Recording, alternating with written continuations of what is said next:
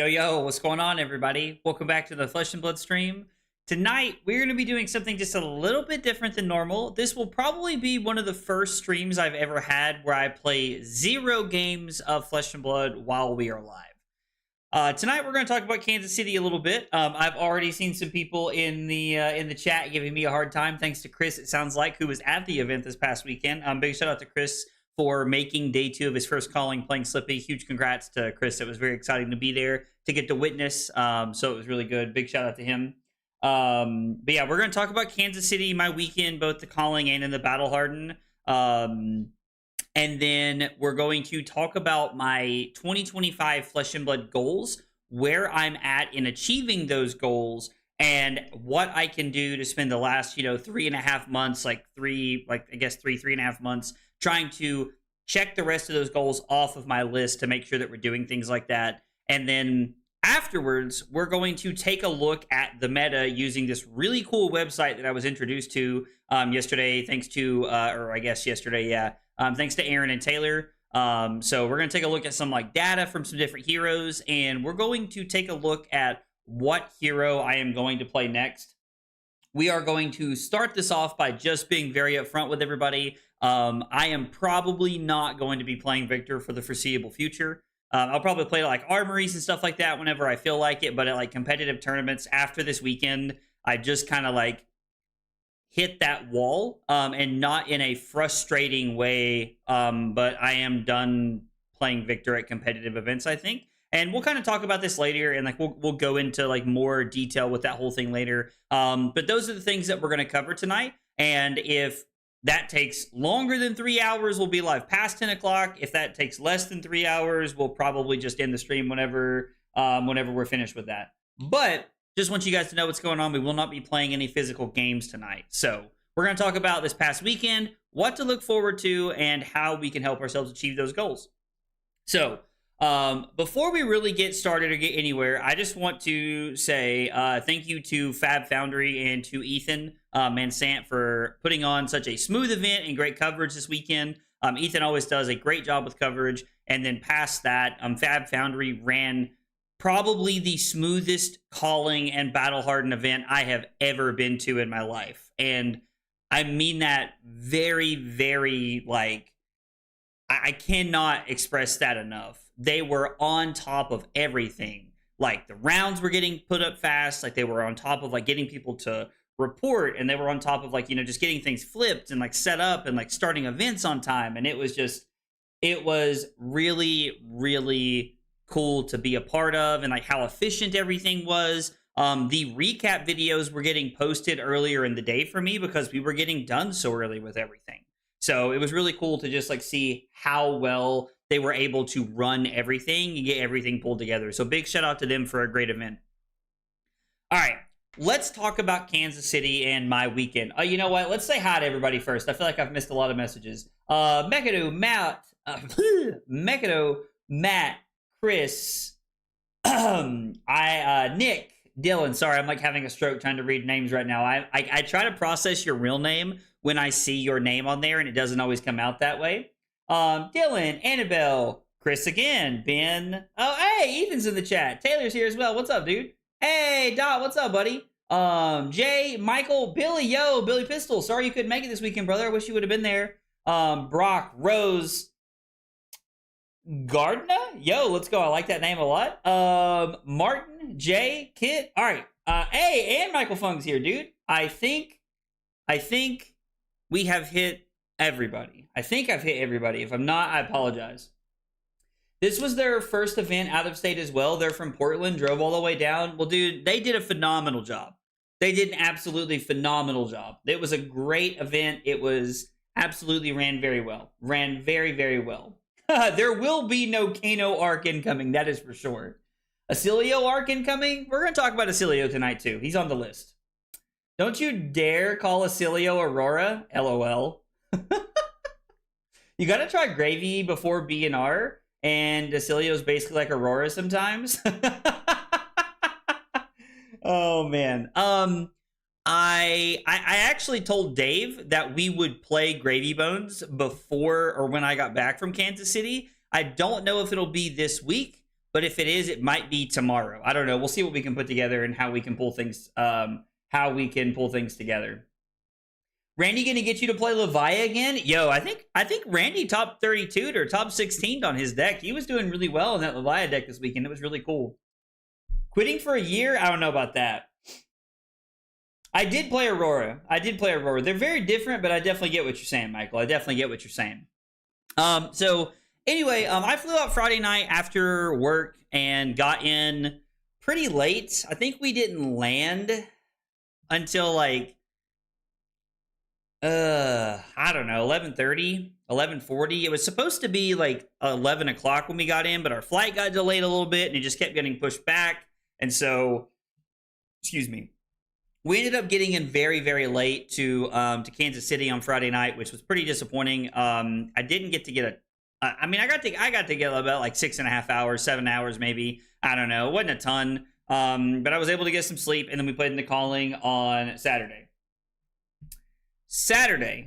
Calling. We're just going to go through everything, and we're going to talk about it here. I was actually on camera round one. But before we get to the camera match round one, I have to be able to tell you about everything that transpired before I ever put a single card on the mat inside of the opening day of my Saturday. Inside of Mastery Pack Guardian, there was a blue upgrade over Buckling Blow, which was Headbutt. Well, I ordered Test of Iron Grips from Himmel. Shout out Himmel for hooking me up with cards all the time. And I did not order Headbutts, not thinking about it because it is such a minimal upgrade that I hadn't even considered getting the cards and needing them. I submit my deck list Saturday morning to the calling with blue buckle or with blue Headbutts in the list. Well, I don't own Headbutts. I don't realize this until I sit down. They pair round one. They start to like do the whole spiel, you know, like welcome to round one. This is your opponent, but they haven't started doing that yet. As I sit down to play my opponent, I flip out my deck, and on the very bottom is a blue Buckling Blow. And in my head, I was like, shit, I never bought Headbutts.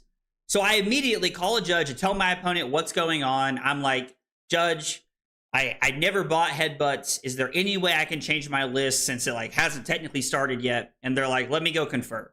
So they go away and they come back and they're like, no, there's no way that you are able to change your deck list at this point in time. And I said, is there any way that I can run and buy Headbutts before like this whole thing, like the clock starts? And the judge is basically like, you have like 2 minutes to go find Headbutts. Shout out to Michael. I didn't catch Michael's last name. Michael was a judge. Huge shout out to Michael for asking, helping, trying to get me enough time to be able to get my deck list accurately set up, because I don't think anybody thought I was playing blue Buckling Blow over blue Headbutt out of like this like cheating edge or something that I had. I don't know. So I take off sprinting to the first vendor I can find. The first vendor I can find is Fab Foundry. This is the first vendor I find when I get over there. When I get over there, I immediately recognize who I think like runs the store or owns the store. His name is Jesse. He was super nice to me. He was very helpful.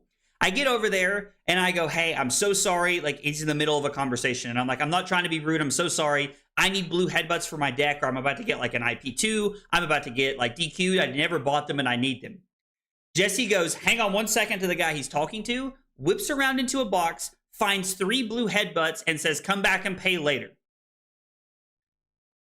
Huge shout out to Jesse for being cool enough to give me the cards and then letting me walk away without paying so that I could get into the event in time.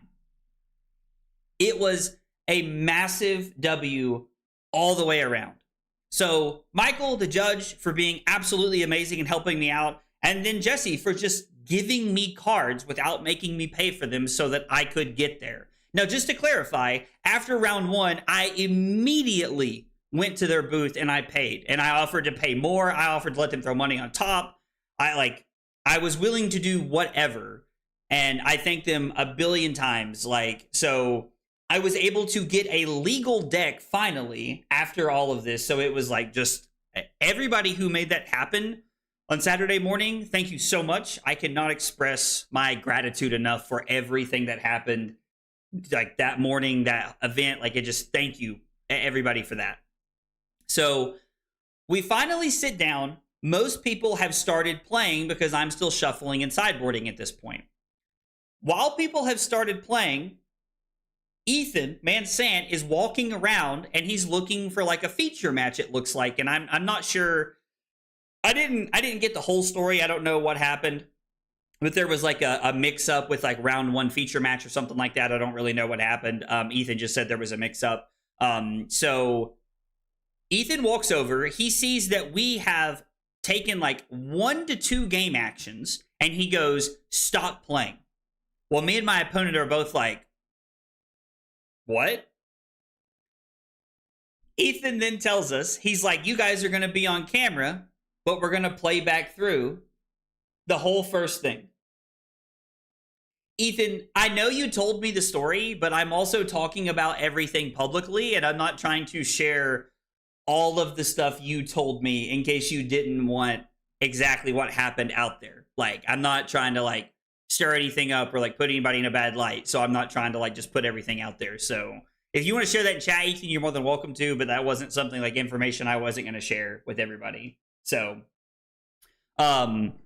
yeah, just I'll be transparent since Ethan said it in the chat. Ethan told me the whole story. A mix-up is technically not a lie. That is what happened, it sounds like. But it not Ethan's fault. Just gonna leave that out there.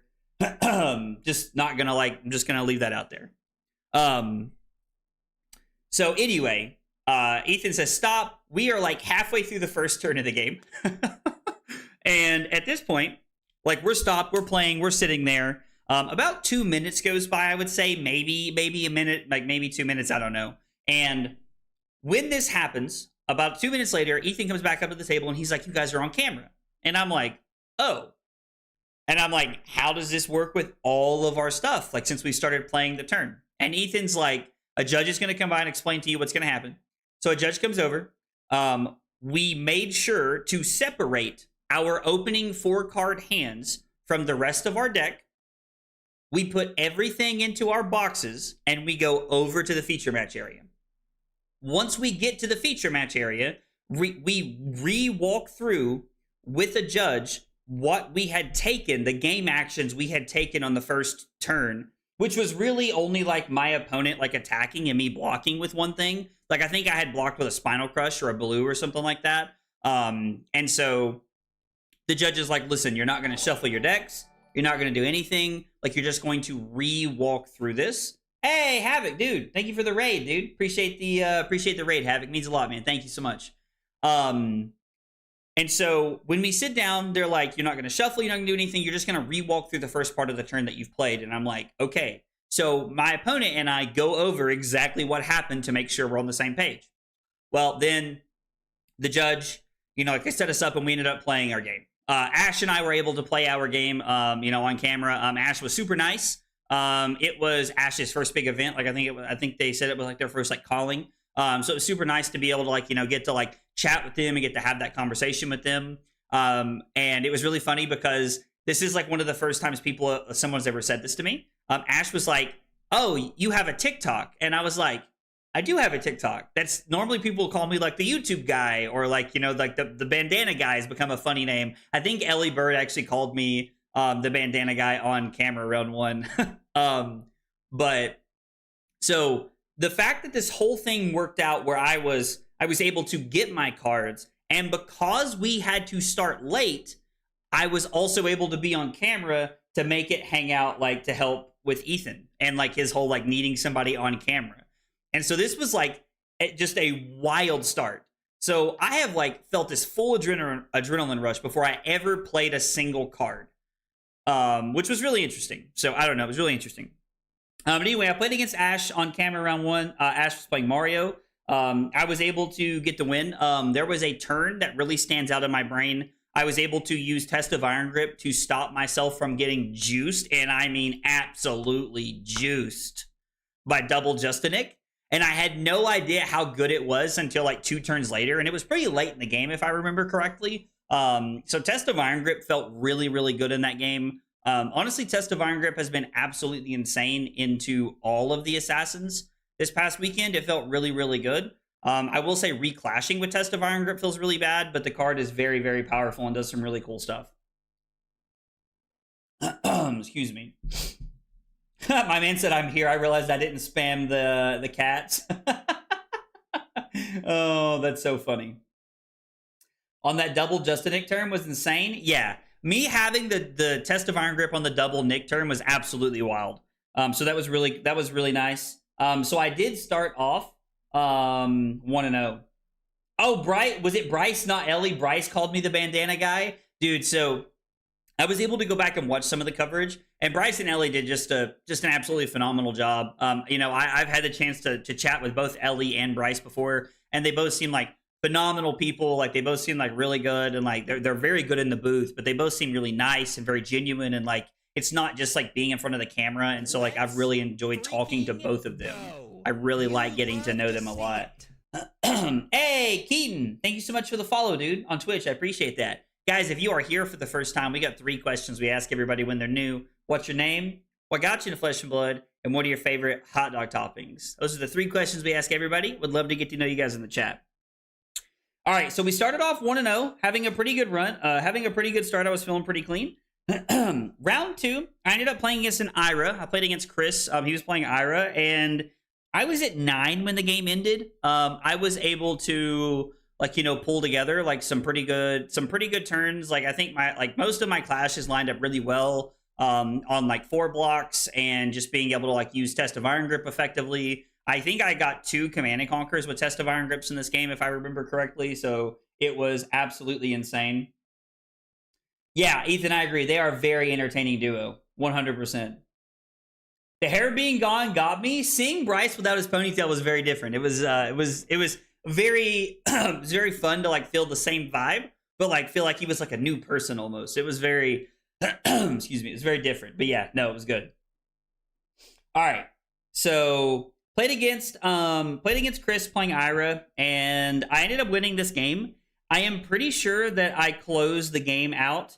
I was able to close this game out with like a Macho Grande off of like a Goldmain estate for like 7 or 8 mites or something crazy, because the last thing that I have wrote down on the life total here that you can see, my opponent was at 7. Like, they were at 7 before they died. So I was just able to like have a really, really like good like visit Goldmain estate. It was really cool. But yeah, so it was like, I even wrote down here, Test of Iron Grip bought so much room early that I was able to pitch my clashes and stack them and set them up for second cycle. So I was obviously able to like get off to a very, very, very good start in that game if I felt like I was able to pitch my clashes to get ahead. So I did start the Kansas City calling 2-0, which is great. It always feels good to get a couple of wins under your belt and to really just like get ahead of things. Round 3, I played against Jesse, who I'd actually known, like we like played like we like ran into each other and talked. I don't know if we've ever played before, but we'd ran into each other and kind of like chatted before. And so I was able to play against Jesse. He was playing Riptide. If you have ever played the like Guardian or the Riptide side of that matchup, then you know it's very, very Guardian favored. When the game ended, I was at 26.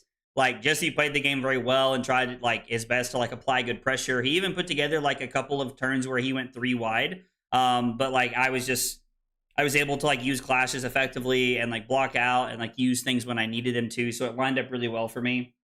It was just one of those games. It was just one of those games where like everything just kind of came together. The last thing that I have wrote down on my live totals, it was 26-8. I do remember Jesse like just conceding because like he was like short on cards in deck, and like I was just in a pretty commanding position. So it was just one of those things where like just a bad matchup for them. Wait, what? Yo, let's go. Yanina in the chat. I'm pretty sure. Okay, so like this is a random side note for you guys. Chris's wife, I think her name, like it's spelled just like Janine, but I think I heard Trent call her Yanina one time on their podcast. And so I don't know how to pronounce her name. And I feel so bad because I knew what it was and how it was spelled, like going into this weekend, but looking at it, I can never tell if it's Janine or Janina, and I don't know. So Janina, Chris, I'm sorry, I apologize. I've been going with Janina because like I think that's a cooler name than Janine personally, but that's what I've been going with. So okay, it's actually so nice of you. Oh, let's go! I said it right. Yo, you love to see it, dude. Let's go. Hey, for blazing. Yo, for blazing with the follow on Twitch, dude. Thank you so much. I appreciate that. Does this happen to be like the Twitch channel for Fablazing, like the website? Because if so, it's very funny that you are here tonight. I'm glad that I said it right, because I'm glad that I got it right. I thought I heard Trent say that on the podcast, and I was like, that's a really cool name. So anyway, if this is the Fablazing that like the website Fablazing that I'm thinking of, just as like a sneak peek for you guys.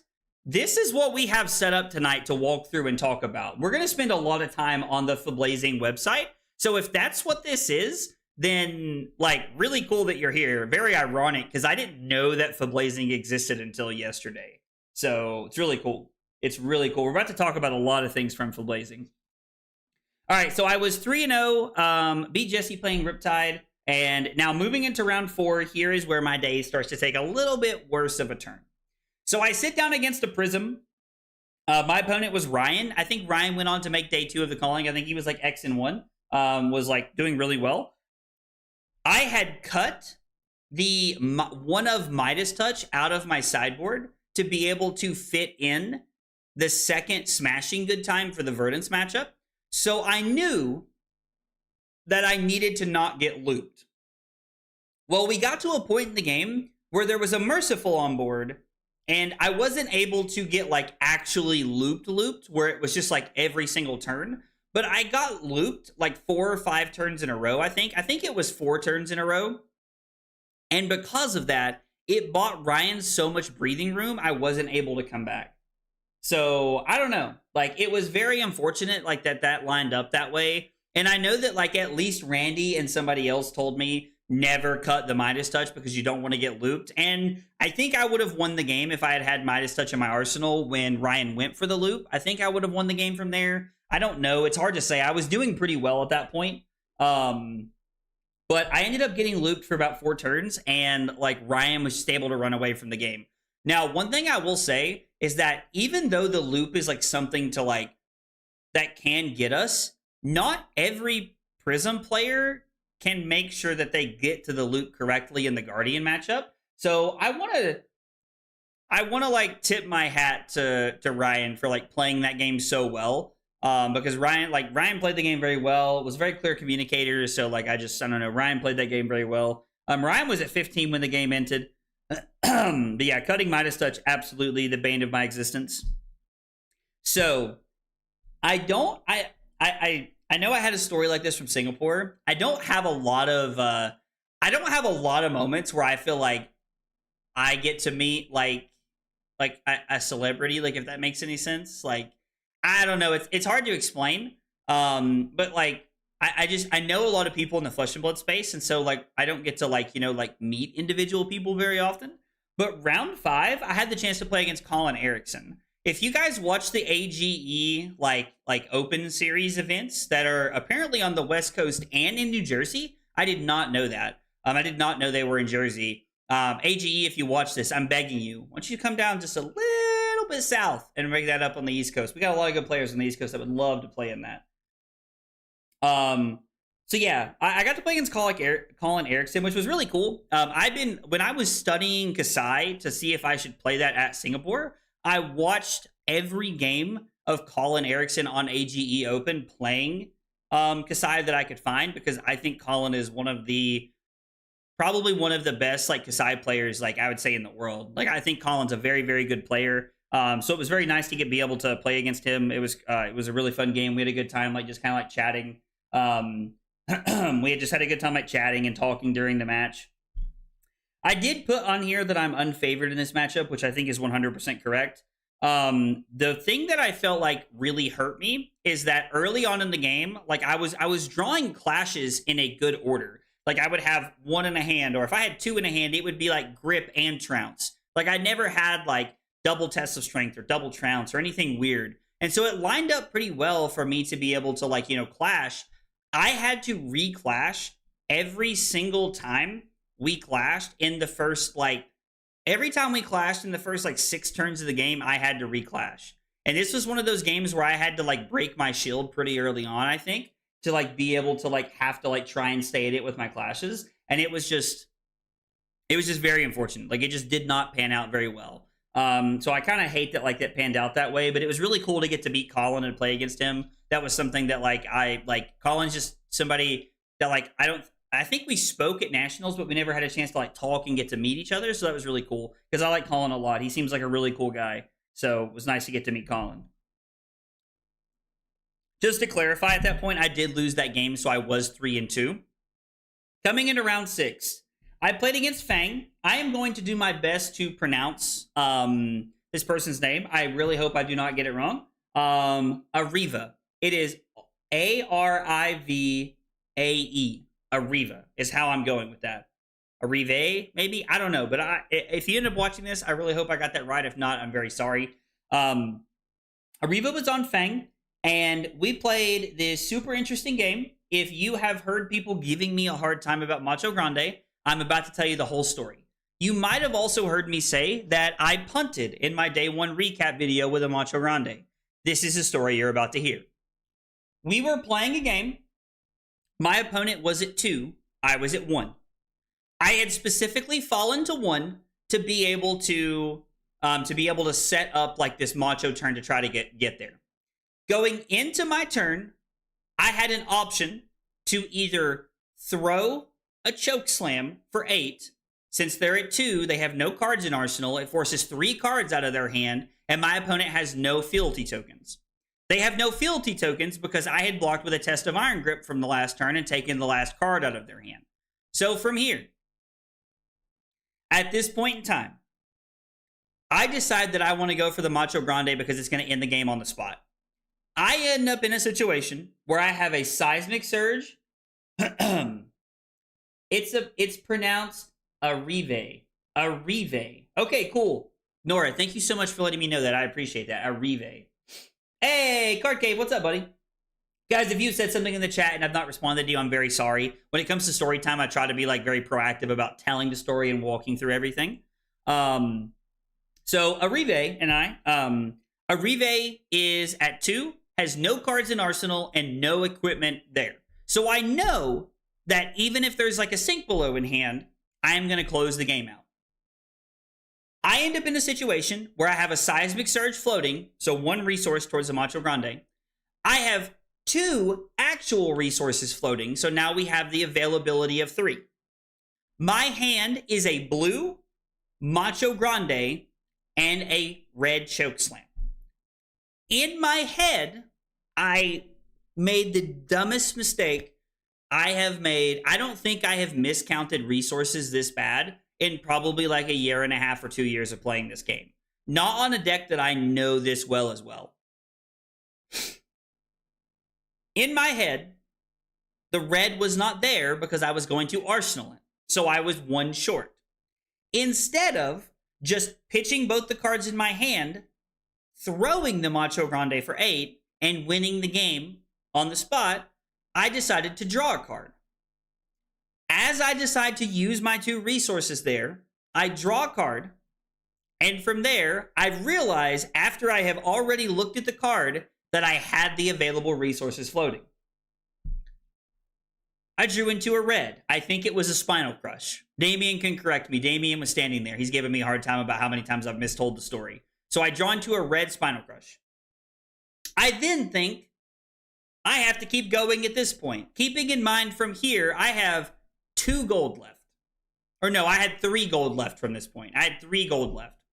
So from here, I go pitch my blue, 1 floating and a surge, to be able to draw another card.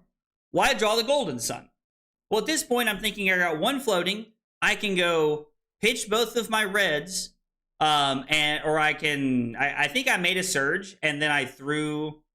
I ended up making a play where I threw the Golden Sun. Well, Arrive went 3 block, sink below, slap happy. Went to 1. Now, there was not a great chance this late in the game of me closing the game out with the Golden Sun because of, Overpower is not that great against Warrior. So move forward. Arrive's turn is 1 card in hand and a Vigor token, no fealties. Throw the dagger at you. Oh no, I'm sorry, there was 2 cards in hand. There was 2 cards, I think there was 2 cards in hand. I can't remember how it panned out. Play Savor Bloodshed, attack with dagger for 5. We are both at 1. There are no fealties on board. They cannot play a card and attack me again. I make the decision to block 6, and then Arrive played a reaction and I died. If I block 8, I cannot die. There is nothing that kills me if I block 8 when they're coming in for 5. All the Hunsins were gone. Like, it didn't matter. Like, there was not a card in Arrive's deck that could kill me. If I block 8 and swing Hammer, Arrive draws up and has their last 4 cards in hand, then gives me 2 cards. Well, from there, there's only 2 cards left in hand, which means it's pitch 1 to throw the dagger. I lay down 6. If they give it go again and they attack again, I throw down a card, I swing the hammer, and I win. So not only would the Macho Grande have won me the game if I had not just been a 4-head and I had counted my resources correctly, I then could have pivoted and saved the game if I had taken the mental reset and I had thought about it. I tell this story in great detail because I want you all to be aware of the fact that even though I threw the game not playing the Macho Grande, I still could have won. If I had just I still could have won the game. And that has sat with me for a while. Because I would like to think at this part that I have taught myself mentally enough when to take a mental reset and to try to regroup up. And I didn't. And I gotta tell you guys, it has sat with me a lot. It was very hard. I did my best to shake it off and go to dinner and just have a good time with everybody. And to be fair, we did. We had a great time. Everybody that I went to dinner with, huge shout out Taylor, Sam, Aaron, Emma for being super cool and being willing to pick me up and it just. But anyway, it was just one of those stupid mistakes, and it was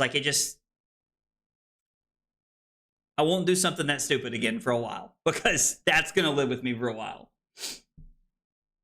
It's because you didn't listen to your wife and take a breath? That's exactly right. You are exactly right, my love. 110%. So yeah, anyway, it felt really bad, but it's a good thing to learn from. And I also think it's a great lesson that no matter how good someone plays or they put up results or how well someone does, I think everybody makes silly mistakes. And so if you are watching this and you think that you watch people not make silly mistakes, they do. I like to think I'm a pretty good player. I mean, don't get me wrong. I don't think I'm the best player in the world by any margin, but I think I'm pretty good. And a dumb mistake cost me the game. So anyway, that knocked me out of day 2. There was no winning. There was one more round technically, and I played the last round. But there was no winning from there, to put me in day 2. That was my last round that I could lose. So, yeah, that was just, I wrote here, should have won, had resources for Macho and miscounted, needed to take a second to collect thoughts. And that's exactly what I should have done. It would have worked out better. Best player in your hearts. Thanks, Electrum. I appreciate that, brother. Round 7, I played against Landon, who was playing Riptide. I was at 18 when this game ended. Again, it seemed like a fatigue style Riptide. They were on Dreadbore and they were on 3 Remembrance, and it was one of those decks that you can't really fatigue Guardian. So it's just another really good matchup that I was just kind of I don't know, just kind of got there. So yeah, I ended 4-3 day 1 at the Calling, which was pretty disappointing. I have no idea. I didn't get to catch up with Arrive a Rive on Sunday to see what they played against in the last round to see if I would have had a decent matchup or if I would have won. So I have no idea how it would have panned out, but it's how it goes sometimes. We're going to take it and we're going to learn from it. ProQuest season's coming up here in a few weeks, so we're going to take it and we're going to try to win a ProQuest. And hopefully I get to see everybody in Japan next April. Would love to go to Japan. Would be a lot of fun. So, okay. Let's transition over to Sunday at the Battle Hardened. Sunday at the Battle Hardened, round 1, I paired into Logan. Logan is playing Slippy. I wrote down that Test of Iron Grip was insane. Had it on all the scary turns. I do actively remember there being like 2 Bonds of Agony that came at me, and I was able, like one turn on a Bonds of Agony, I was able to jam Test of Strength and Test of Iron Grip in front of it, and it was just insane.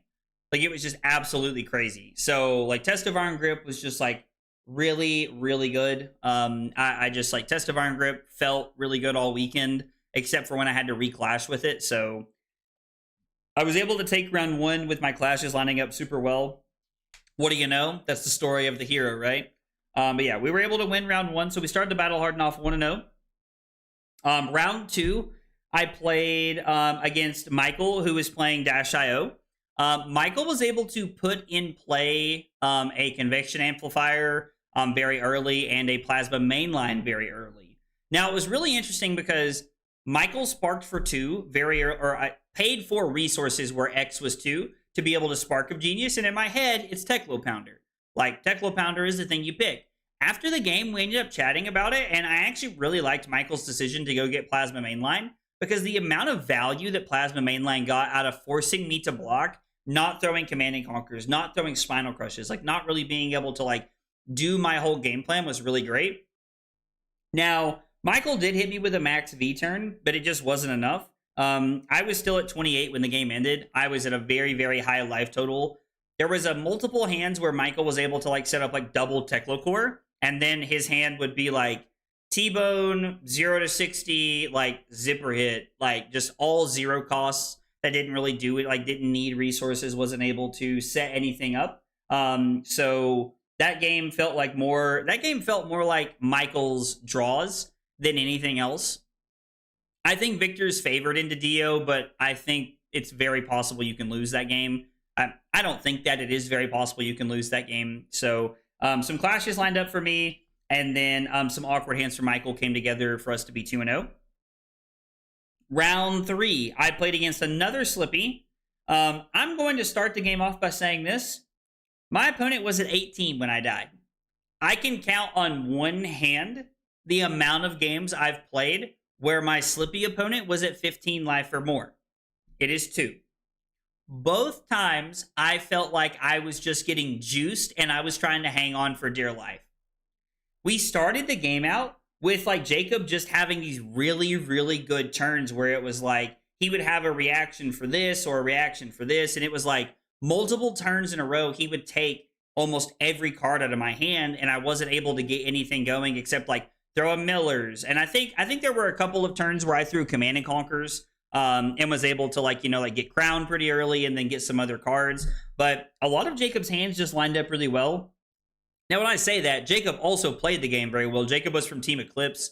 The Team Eclipse, I know one other player. I can't remember her name. I played her at US National. She's a Prism player. But yeah, so like I was able to like chat with them for a little while and talk about the matchup, and like Jacob just started hot and I wasn't really able to recover. There were multiple turns where instead of playing offense, I was so far behind. I felt like, and when I say instead of playing offense, I mean instead of throwing the hammer, I felt like I needed to pitch to Pox tokens. So it was very interesting how the game panned out. I don't know if me pitching blues to Pox tokens over throwing the hammer is correct. I know that hammer is just technically worth 4 points of value as opposed to like, the 2 that it's paying for. But I was so far behind that I felt like I just needed to like try and keep life up to try and stick in the game. So I don't know. But yeah, Jacob played the game very well and he drew hot. And I think Jacob was like 5-0 or 6-0 at one point during the Battle Hardened. I looked over in like round 6, I think, and like Jacob was like at table 1. Like Jacob was doing really, really well. I think Jacob, I don't know if Jacob top 8'd or not, but they were doing really well. The last round of the Battle Hardened for me, spoiler alert, came against Matthew playing Verdants. So Matthew absolutely wombo comboed the living crap out of me. I was at 22. I AB2'd and took, 16. And then it was like a blue arcane 20 from Arsenal for like Omega Lethal. Off of Matthew was on Surgeon Aethertide, which is not something everybody does against me, but Matthew was on Surgeon Aethertide. So our game was really interesting because Matthew started out by putting a pot into play pretty early. Well, I had arsenaled a Smashing Good Time very early on in the game.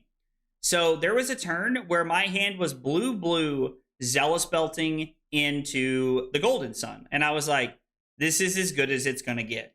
We got to play it. We got to go for it. So from Arsenal, I go Smashing Good Time. Matthew stops and goes, I'm going to have to read that one. We ended up having a good laugh about him having to read the card. But I told him what it did, and he looked at his healing pot, and he was like, okay, you have some tech for this matchup. And we were just laughing. And so I go Zealous Belting for 8. He covers it up. And then I go Golden Sun for 10. Thought for a minute and ended up hitting. So I was able to push some damage, and I was able to get the healing pot off the board. Now, the second Smashing Good Time that I drew, I was able to arsenal it. And then the turn after I arsenaled it, Matthew had a plow under, so I never saw it, and I died before I was ever able to get back to it. So that felt pretty bad.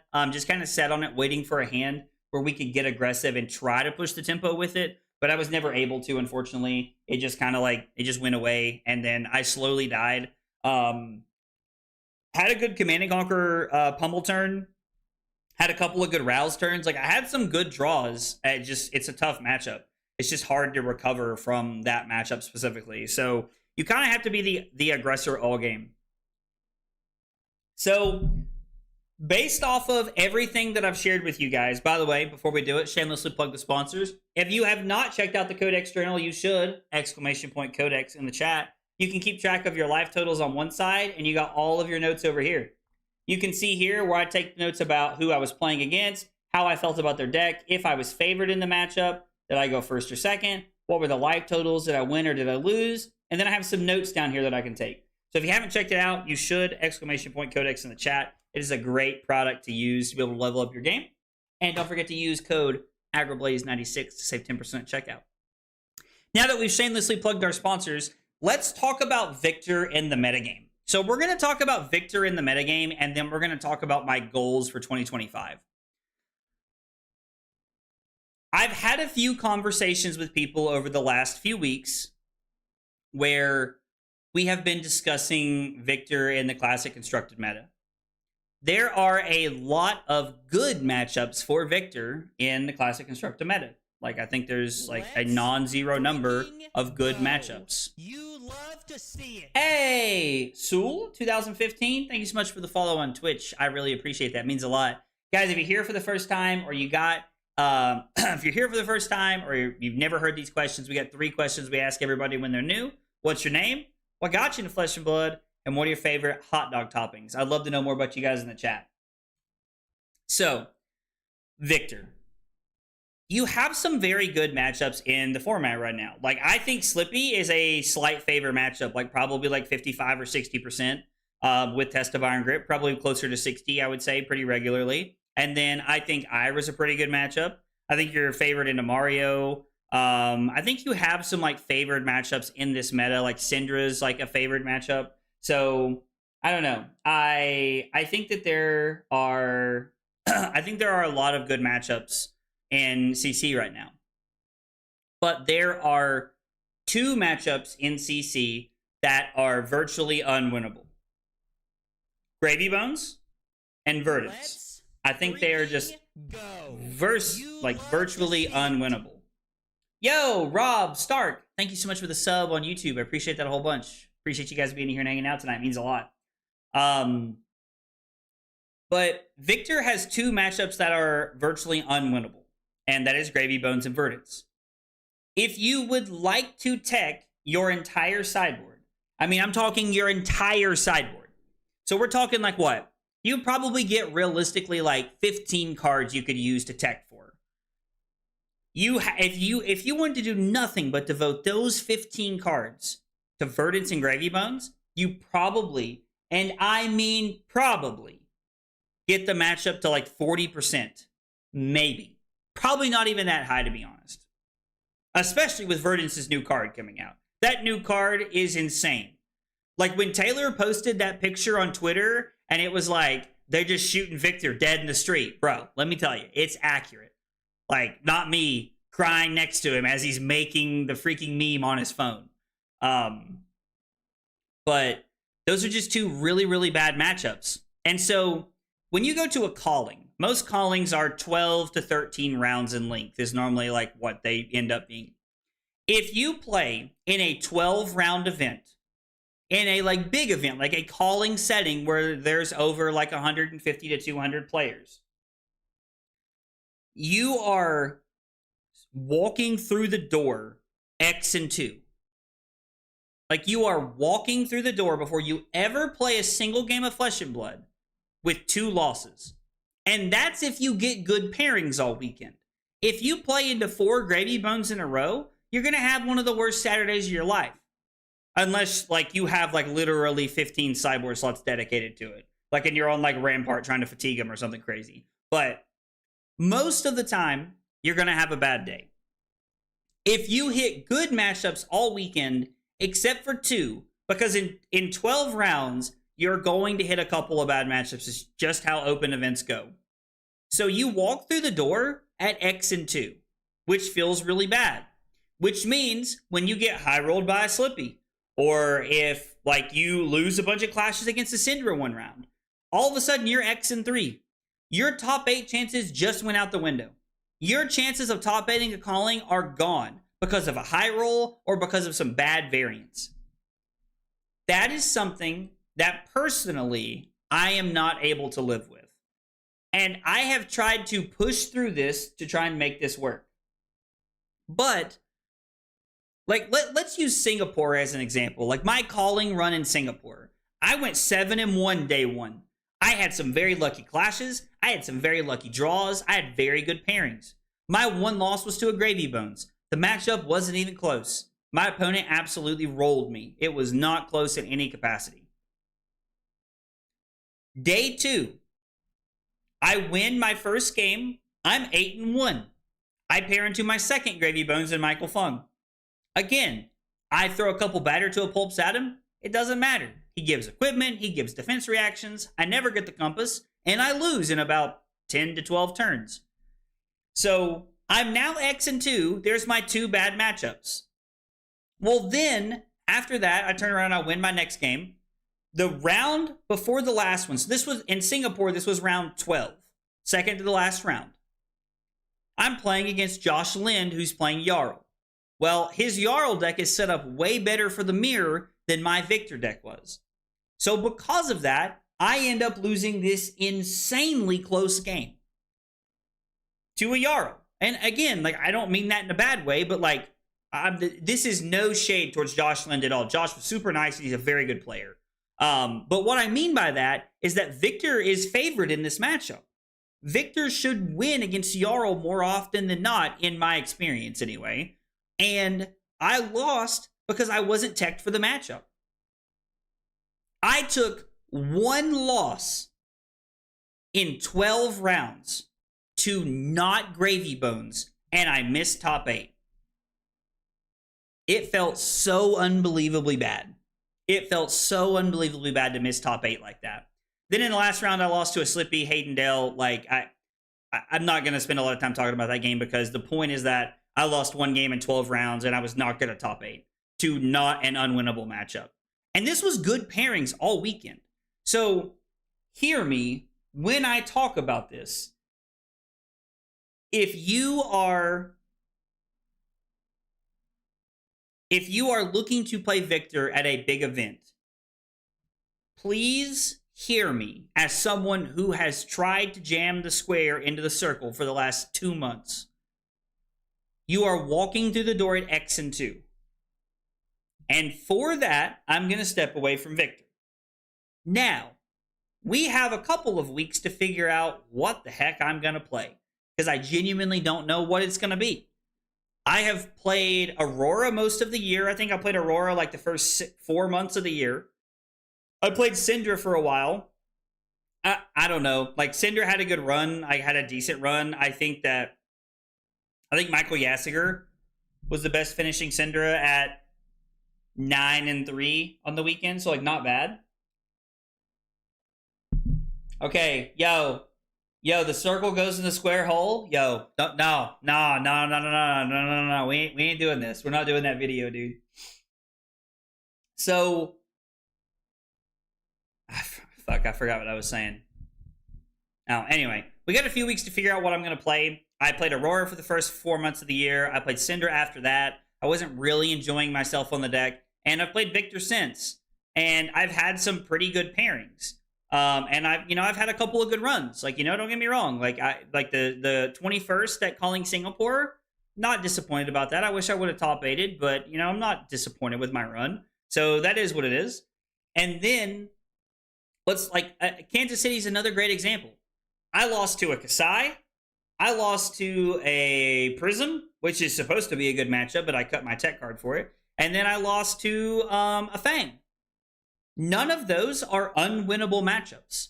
And I still didn't make day 2. Now, granted, probably off the back of a punt, but that's, neither here nor there right now. But I just don't think that deck is going to get me the results that I want. So I'm going to spend the next few weeks looking for a deck that I enjoy and that I think is really good. So we're going to be working through a lot of things, by the way, through a lot of that stuff. Also, we just hit a new record, 184 viewers between both Twitch and YouTube. Guys, thank you guys. I really appreciate it. I know Majin Bay has really turned story time into a fun thing, so I'm glad that you guys are here to hang out and kind of talk about this.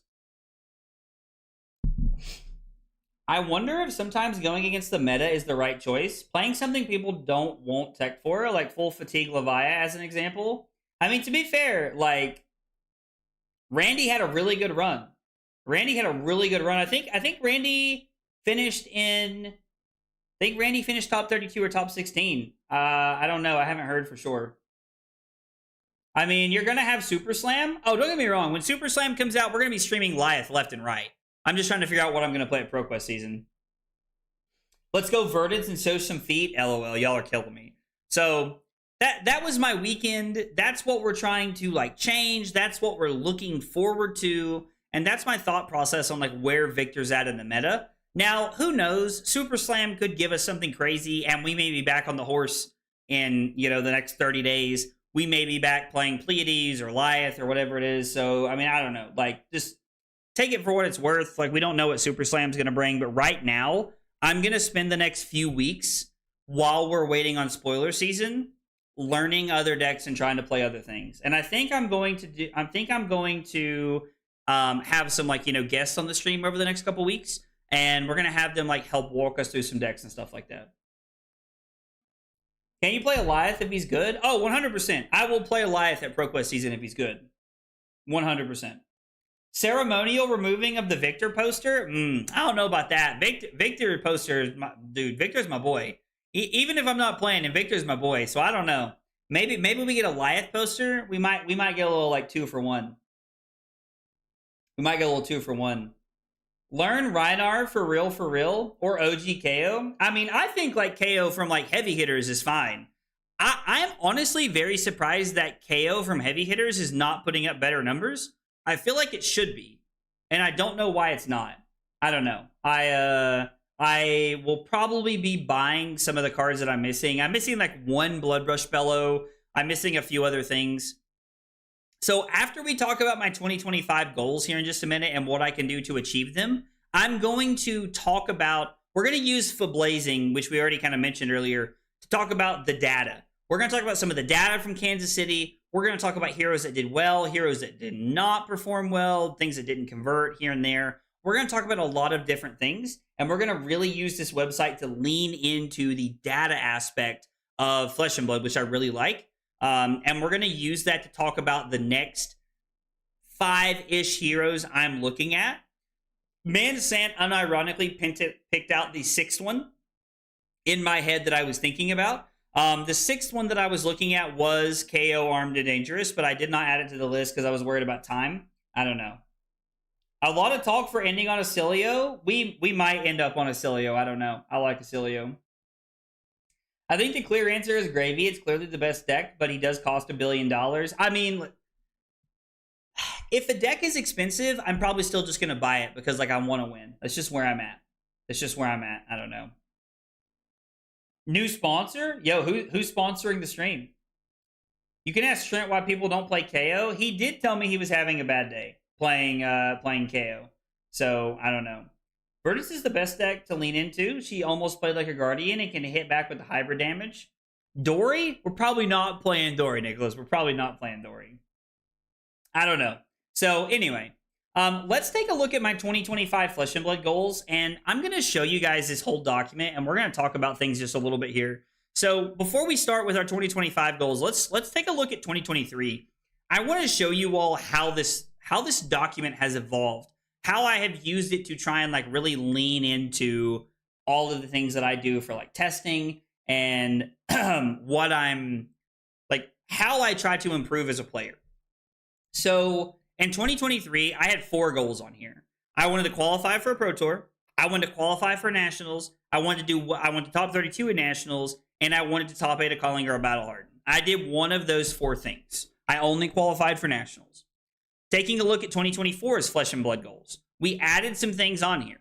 I wanted to qualify for the PT, which I did. I won my first Pro Quest in 2024. I wanted to qualify for Nationals. I wanted to win an RTN or a Pro Quest. I did both of those things. I wanted to top 32 Nationals. I did not do this. I don't think I even made day 2 at 2024. Top 8 at Calling or a Battle Hardened. I top 8 at a Battle Hardened in 2024. I wanted to expand my hero depth at a high level, meaning that I wanted to like really learn to play a multitude of heroes. And I did. I learned to play like a handful of different heroes throughout the year, and I really leaned into expanding who I was as a player. So 2024 was really like a year of like growth for me and trying to add more accolades. And then I had a personal goal of trying to reach 2,000 YouTube subscribers in 2024, and I did, which was very, very exciting for me. So this is more of like a personal goal that I was looking at. That's not really like anything that's like a metric or anything, but I just wanted to like, you know, be at 2,000 YouTube subs, more of like a personal choice. Let's take a look at 2025 goals and where we're at. I wanted to qualify for the Pro Tour. Well, I qualified for the Pro Tour by finishing in the top 32 at Pro Tour London, and I won a Pro Quest during the Pro Quest Season 4 Singapore. So I did both of those to qualify for the Pro Tour. I wanted to qualify for US Nationals, and I did. I will say it is a nice feeling to know that 3 years in a row I have qualified for US Nationals. Top 4ing in RTN is not something I've talked to quite a few people who haven't been able to do that. So it is nice to know that that's on there all 3 years, and I have been able to pull that out. Qualify for Worlds this year. I have not done this yet. I think I needed to top 32 Nationals, which was on my list of things to do. So I did not top 32 Nationals, so I do not currently have a Worlds invite. Now, just to clarify, when I put qualify for Worlds, I mean earn an invitation to Worlds. I'm not saying I won't buy a PTI to play in Worlds, but if I buy a PTI, that's not qualifying for Worlds. We're still going to put an X next to that one. But I might still play in Worlds anyway. I honestly don't know what I'm going to do just yet. So I don't know. We'll see what happens. I did win an RTN, and I did win a Pro Quest this year. I won a RTN playing Aurora, and I won a Pro Quest playing Aurora this year as well. Aurora, I had a lot of success playing Aurora, so those are really like, they fit into that box of like Aurora. Aurora carried most of these accolades by herself, to be honest. As we continue going down through the rest of my goals, I wanted to top 32 a PT, which I was able to do. Being able to make top 32 at the Pro Tour was very exciting. That was a really cool goal to try and hit and like achieve, and it was very, very cool to see that one. We're going to talk about some of these goals and how I like to incorporate them into like my testing and like what we're like trying to do and how we use these as good metrics over the years as we look at. So then I wanted to top 32 Nationals. I had a very bad run at Nationals. I finished 96th at Nationals. So I made day 2 this year, but was not able to top 32.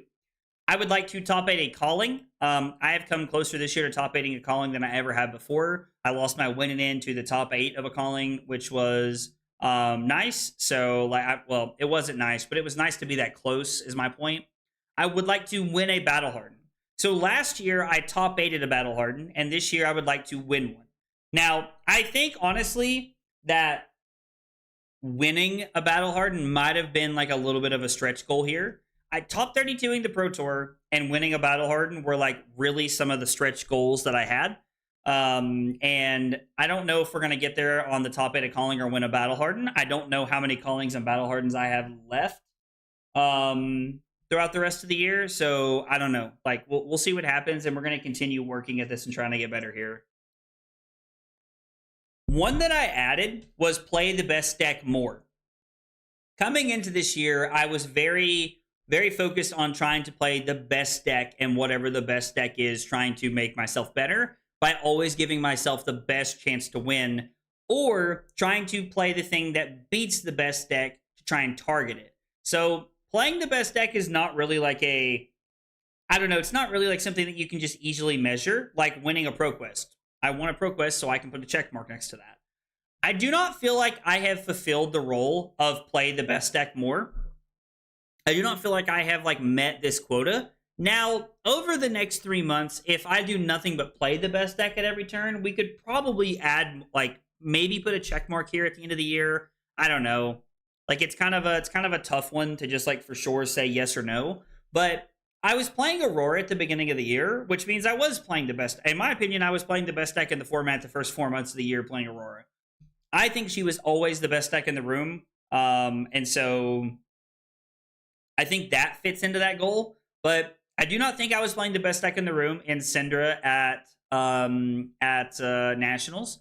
I do not think I was playing the best deck in the room at Victor at Singapore or in Kansas City. So I think I've kind of like failed on this front a little bit over the last, like, I would say 2 to 3 months here. Probably the last like 4 months, honestly. So that's something we're going to work on. And then my personal goal, this isn't really like a flesh and blood goal. This is more of just like something I would like to accomplish, is to reach 5,000 YouTube subscribers by the end of the year. But like, I'm currently at like 3,500, I think. We're like at 3,560 something right now. So getting to 5,000 subscribers with it being halfway through August is not looking very good, but it is something I'm going to continue to strive for. And it's something I'm going to continue to look to do to try and get better at, or to try and grow this number. And when I say get better at, I feel like some people maybe misconstrue that. I do think there is a correlation between like, you know, bringing in like, you know, like followers and subscribers based on the quality of content that you put out. And over the last 2 years, I've really strived to make my quality of content better. I've really focused on trying to make videos better, live streams better, like being more interactive and adding more benefits, like, you know, for people who are like, you know, YouTube memberships or Twitch subscribers. So, you know, reaching the 5,000 subscriber goal, is a stretch goal, and it's definitely a stretch goal this year. It's looking like we're on pace to get to like 4,000 or maybe a little bit over. But I don't know, 5,000 is a little bit of a stretch, and we're going to see how that comes in. So what I'm going to do is at the end of the year, probably like either at the end of the year or at the beginning of 2026, I'm going to review all of my 2025 goals, and then we're going to create a 2026 Flesh and Blood goals, and we're going to continue to work through it. Now, my goal in 2025 was right before or after Nationals was to talk about this. Probably right after Nationals was to talk about this and share this with you guys.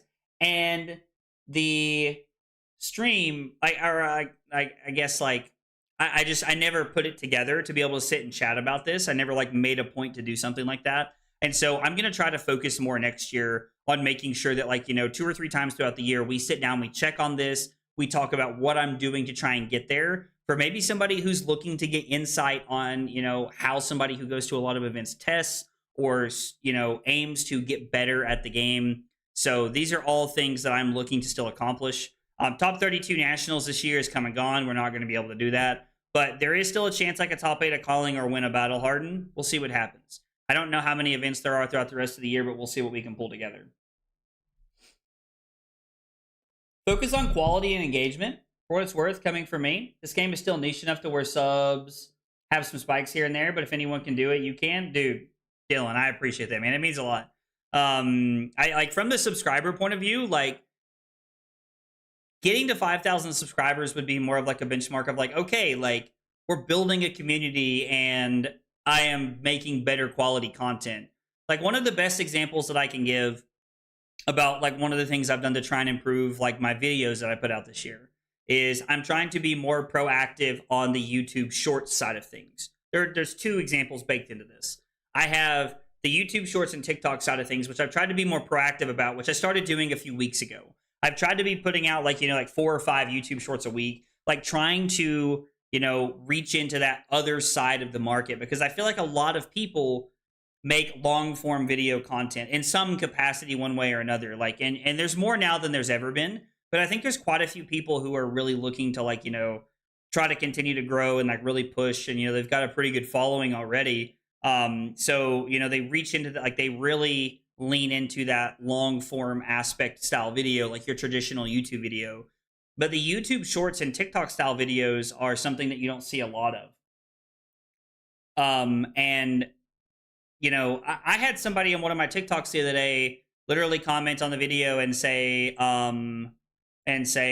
the like legendary Flesh and Blood For Your page TikTok pool. And they were talking about seeing a Flesh and Blood related TikTok on their For You page. And it's not something that happens a lot. And so I'm really trying to like lean into like, YouTube Shorts and like TikToks and like trying to get engagement that way, because I want more people to realize there's more content you can watch. There are more people who want to share this game with you and they want to be able to talk about this thing and stuff like this. So I think that's a pretty cool thing to do. And then the other thing that I feel like I've done this more of a quality improvement as opposed to trying to overall reach more people for the game is I have somebody suggested to me a few months ago that at the beginning of my videos, when I am talking about the matchup and what I think has to go wrong or right for a specific hero to win or lose the matchup, put the cards up on the screen that I'm talking about so that newer players can see the cards and read them. I've started doing that. That takes a lot of time to edit because I have to get the cards saved, I have to be able to drop them in there and transition them in correctly, and that adds a lot of time. But for newer people who are coming to my videos, I think it adds a lot of value. So, I don't know. I think that's pretty cool. Yeah, DM Armada, I think, is the biggest subscriber count inside of the space. So, there are... I think there's multiple people that have more subscribers than me, but DM Armada is the biggest subscriber count in Flesh and Blood, followed by the card guys, I think. And then the people who beat me on live streaming viewership, and when I say beat me, I mean, I'm not like, I'm out to get you. Like, it's not like that. I want us all to succeed. But like the people who beat me consistently on viewership, like on live viewers, is the card guys. They have a big base. They have a really cool name. They have a lot of really good players. So they pretty much always beat me in views. So yeah, I don't know, like in the space, but anyway. That's kind of like my goals for 2025 and where I'm at, what I'm trying to work on, what I would like to see. Man said you're lucky I retired. Dude, I'm not going to argue with you, dude. I agree. You were popping off big numbers, Ethan, when you were alive, dude. You were popping off big numbers. Hey, Randy, what's up, dude? Yes, this is my 2025 Flesh and Blood like goals list that I've been working towards. And I was just kind of walking through all of them, talking about why I have them on here, how I think they help me, like, add to being a better player and things like that. So, hey, Aaron, what's up, dude? Hey, Sam, what's up, brother? Yo, Sam said you're an animal for being able to stream tonight. Dude, honestly, I love streaming, bro. I love talking to you guys, and I love hanging out. And I love telling you guys about my weekend. Like, I love talking about what happened to me in Kansas City and how much fun it was, how much fun I had. Because even though I'm very disappointed in myself and how many bad mistakes I made throughout the weekend, I had a great time. I got to meet a ton of people. I got to have some great food. I got to have a lot of great conversation. Like, I'm very glad that I went. So it was a lot of fun. I better see Puffin on this hero list. Aurora Incarnate. I'm not going to spoil too much for you guys, but we do have a Puffin video coming this week. It has not been recorded yet, but coming straight from the Kansas City Calling, I have a surprise for you guys that is Puffin related, probably coming on Friday. So be sure to make sure you check that out later in the week. I wish more lists are shown. Like, for example, I saw a Puffin do good and I'm interested in what's playing. There was a Puffin who finished 33rd. There was a Puffin who finished 33rd. 33rd at the Kansas City Calling. His name is Emmanuel. We all call him Emma because he's a buddy of ours. And he is going to be on... We're going to do a video to talk about everything. You love to see it. Uh-oh. I missed this thing. Ian, dude, thank you so much for the sub on YouTube. I really appreciate that. Ian means a lot. Aggro is getting a parrot for a pet. It's on the list, guys. It's on the list of things to talk about. Sorry, I gotta turn on the chat. I didn't realize that the chat and like the YouTube alerts and stuff weren't on when I was on here. You take on Valda after Kansas City, still building the deck, but I feel it would not be that good of an idea. One bad turn and you're out. So we're here in just a minute. We're gonna talk about some different heroes that I'm considering. That is on Valda is on the list. I have 5 decks that we're gonna talk about, and then I have 2 honorable mentions that I think are on the list of decks that could make their way into what I'm trying to test for. So, but yeah, we do have a really cool Puffin video coming on Friday. On a serious note, your approach to growth as a player and focusing on incremental milestones is inspirational. Nora, thank you. I really appreciate that. I really appreciate that. When I started like streaming and playing games, I had like very lofty goals for myself, and they were almost defeating sometimes. So I've tried to be more realistic about things. And by realistic, I still have some like stretch goals, but I'm still trying to be realistically positive about things. I don't know if that makes any sense or not. Tell that guy there was also a Puffin played on stream during the latest AGE. Oh, really? That's cool.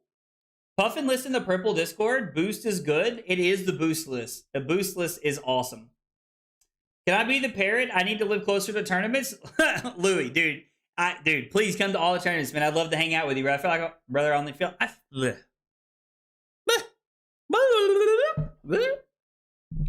Come to all the tournaments, man. I feel like I only get to see you a couple times a year, dude.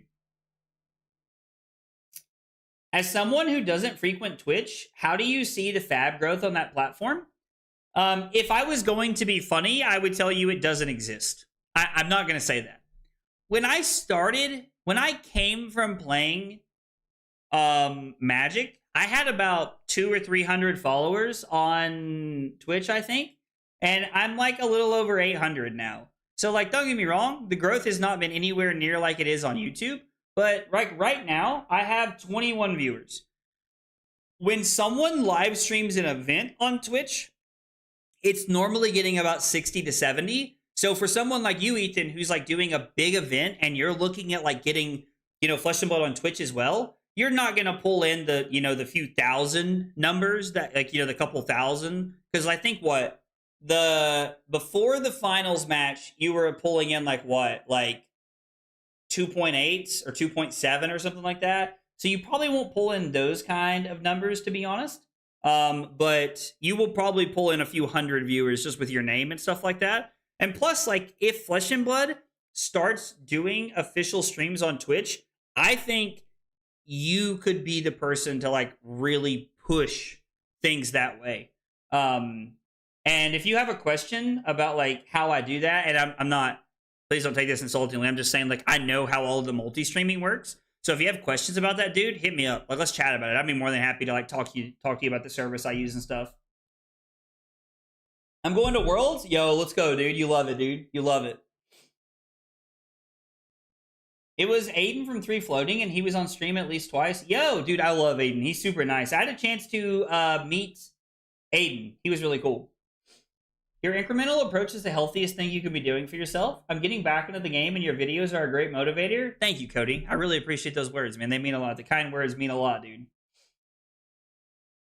I have to agree, dude. Y'all keeping Randy off camera was wild, dude. Come on, Ethan. Come on, Ethan. I'm just kidding. I'm just kidding. All right, so let's take a look at the data from this weekend from Kansas City. Hey, let's go. Chris celebrating 10 months of support, dude. Chris, thank you so much for the 10 months of support, dude. I really appreciate it. It means a lot. I played Aiden with AB0 this weekend. LOL, Chris telling on himself, dude.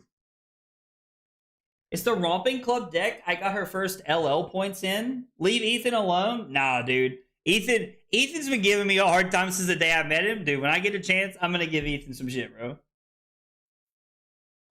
It's possible he's wearing a red bandana. You could be right, Harsha.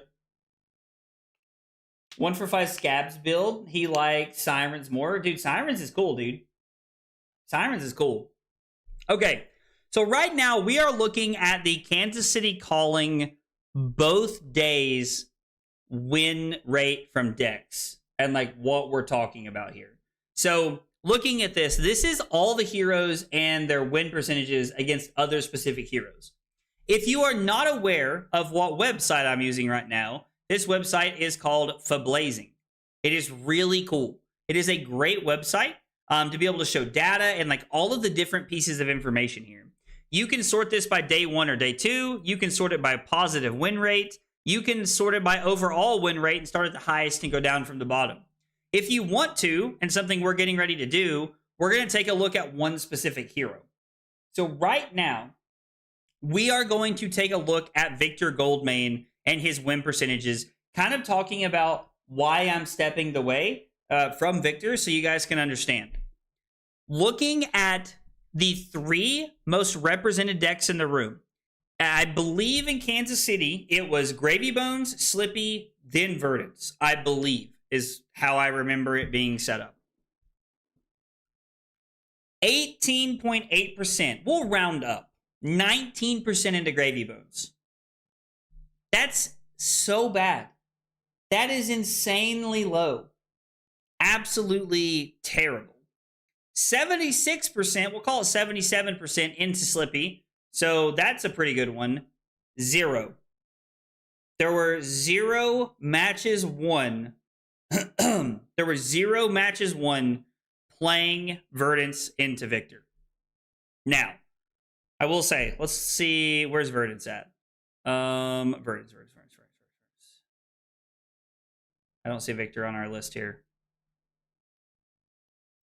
Hang on, I want to find it so that we can see. I guess it's going to be 100%, right? Never mind. That was stupid. Ignore me. But it's showing us that we had 0% into 1, and we had 19% into 2 of the 3 most popular decks, which I think is absolutely abhorrent. We do have 50% into Syndra, I think is a little low. Should probably be closer to like 60 or 55. 71% into Acilio makes sense. 0% into, or I'm sorry, 71% into Ira, 0% into Acilio. Also kind of makes sense though. I don't know. You love to see it. Rakim? Rackham. I'm going to go with Rakim the second. Thank you so much for the sub on YouTube. Appreciate that. It means a lot. Guys, if you are here for the first time, we have 3 questions we ask everybody when they're new. What's your name? What got you into Flesh and Blood? And what are your favorite hot dog toppings? An adult swerve would be cool. Would be really cool. How many times did Victor and Verdance match this weekend? Ooh, that is a great question. So there's 99 matches on Victor. 3 matches. You can actually hover over it and find out. 3 matches. About bringing Victor to a calling, basically, seeing like someone come X2 straight out the event. Yeah, Michael, so absolutely. That is 100% accurate. We talked about that a little bit earlier, and while I feel like you're just going to lose to 2 Gravy Bones or to a Verdance of Gravy Bones, and if you want a top 8, you have to be perfect in every other matchup, and that's just not realistic. So, I don't know. My favorite hot dog topping is ketchup, even though I hate hot dogs. Hey, that's okay, Marowak. That's okay. That is all right. No judgment. Like, whatever you guys like for hot dogs is cool. How many Cinder games were there? There was 4, and it went 2 and 2. That's fine. How many Cilio games? 3? What, Fang? 7? I was one of those 6 losses. Ah! Should have been 2 and 5, but I'm a bag none. I was one of the 2 victors to lose to Prism. Wow, 0%'s wild. Okay. What is this? 2. That's fine. Went 0-3 into Valda. I want to know what happened that it went 2-2 into Riptide. I don't understand that one at all. I did get looped. 100%. I did get looped. Beat 2 Florians. Lost. What was this? Puffin? Oh, yo, somebody just rolling Puffin. I'm going to assume this was Randy just like rolling hot against somebody. Fatiguing a victor, probably. Let's see. Eugene beat somebody. KO. Also kind of surprised to see that. So, like, looking at the top 3 heroes, I think this is a great example of, like, why Victor is just in a rough spot. Now, let's get rid of this. All right, so right now we're looking at overall number of matches played. Ooh, I don't know how that works. Easel. When can we vote on who you play next? I think I'm gonna let you guys vote on what we're gonna play tomorrow in the Discord. I think that's gonna be in the Discord for everybody who is a YouTube member or a Twitch subscriber. I'm gonna post that tonight, and then you guys are gonna be able to vote on what hero I play tomorrow. I think it's gonna be the goal for right now. 83% into Dio felt right on your end. That's fair. That makes sense. Yo, oh my god, bro. Yo. Holy shit. Aaron just gifted 20 memberships at big support. Holy freaking cow, bro. Aaron, dude, dog. 20 gifted is insane. Aaron, thank you so much, man. I really appreciate that, brother. That's actually crazy, bro. That's like $100. 20 times 5. Yeah, it's like $100 worth of memberships, dude. Aaron, thank you, man. I cannot say thank you enough for that, dude. That really means a lot. Holy shit. So now, if you are a YouTube member, you can link it to the Discord, and you get all of these benefits thanks to Aaron. So everybody say thank you to Aaron in chat. Wow, that's absolutely insane. Aaron, thank you so much, dude. I'm kind of floored right now. I was not ready for that. I thought it said 2 at first, and then I was like, oh, there's a freaking 0 there. Thank you, Aaron. I really appreciate it, man. It means a lot. Aaron apologizing. That's a whole CNC. Tell me you play cards without telling me you play cards. Oh man. You have to have something turned on to receive memberships? I did not know that either, Heartless. I did not know that. Like 1 1/4 of a CNC? Facts. Facts. Oh guys, I haven't got to talk about this, but we got 2 really cool things coming in September. Hey, let's go, dude. Sorry, I wait for the sound to finish. That's from when I was playing Fortnite with Carly. We actually watched that video the other night. Yo, Michael, thank you for becoming a member of support, dude. I really appreciate that. It means a lot, dude. Thank you so much. Really appreciate that. Shit, what was I gonna say? Oh, we got 2 really cool things coming up in September. The first one is that we're going to be doing a Pleiades cosplay stream. I'm going to play her the weekend her Armory deck comes out, and I'm going to do a cosplay of her, and we're going to play some Pleiades games. It's going to be a lot of fun. I'm really looking forward to it. And then the second thing, and you might remember this from last year, every September, I do a 24 hours of Flesh and Blood stream. It is 24 hours of non-stop Flesh and Blood where I do a giveaway every 4 hours, just based off of things I have bought and things that I give out to the community. So make sure you stay tuned for those and check those out. I'll have more about those in the Discord as we go through it. Okay, so right now, this data is based on the overall number of heroes. You know what? Let's just turn on Zoom It. Do I not have Zoom It downloaded on my computer? I do not. Wow, that sucks. Okay. Talk about the overall number of games that was played. It looks like Gravy Bones are like, this is just based on like how many there were is what this is going to look like. I'm pretty sure this is how this all breaks out. So Syndra being 4th, Ira being 5th, and then Acilio is 6th, and then Dio down here. This is like their percentages of matches that they won based off of how many games they played. I want to see this based on overall win percentage. The best win percentage, excuse me, was Prism at 59 win percent. They lost. Oh, they lost to a Rhinar. One match. Okay. Was it one match? 2 matches to Puffins. They went 2-3 against Acilio. They 4-0'd Verdance. They went 9-2 against Fang. 15-12 against Gravy Bones. It seems pretty accurate. Absolutely 4-0'd the Kanos. Good. Get them out of here. Get them out of here. 1-1 into Kasai. I think Colin won against a Prism, if I remember correctly. They swept me and somebody else. Swept Florian, surprising a little bit. 3-2 against Arachne. 2-8 against Ira. Makes a lot of sense. And then we have some other heroes. I really wish you could scroll without having to like scroll all the way to the bottom down here. I don't like that. I wish you didn't have to go all the way to the bottom down here to look at this. But looking at our heroes here, excuse me, that had good win percentages, there are only 11 with a positive win rate. And it's going to be Arachne, Kano, Syndra, Verdance, Puffin, Gravy Bones, Acilio, Fang, Bolton. I don't know about that. And Rhinar into Prism. 7 matches. They went 4-3 at 57%, which is very interesting. Now, wait. Oh, I did not know you could hold the scroll wheel and do that. That is awesome. Thank you, Beanbag. And Yizel, dude, thank you guys. I did not know you could do that with the scroll wheel. That's insane. That's so cool. Thank you guys. Man, I'm such a boomer sometimes. So anyway, Bolton, let's see. Bolton lost to a Verdance. Went 1-1 against Syndra. Went 1-1 against Slippy. And then beat 2 Marios. So pretty interesting run for Bolton. I don't really think that's real data to look at. Fang is a pretty real hero, though. I think considering Fang for a tournament is not a bad decision in any way. Fang seems like a pretty cool hero, and you can do some very powerful things. Fang doesn't really seem like something I would enjoy personally. We might try it at some point, but Fang's not on my list of heroes that I have at the top here. Let's see, what was a good win rate? Fang, 78% into Gravy Bones, 18-5. Makes a lot of sense.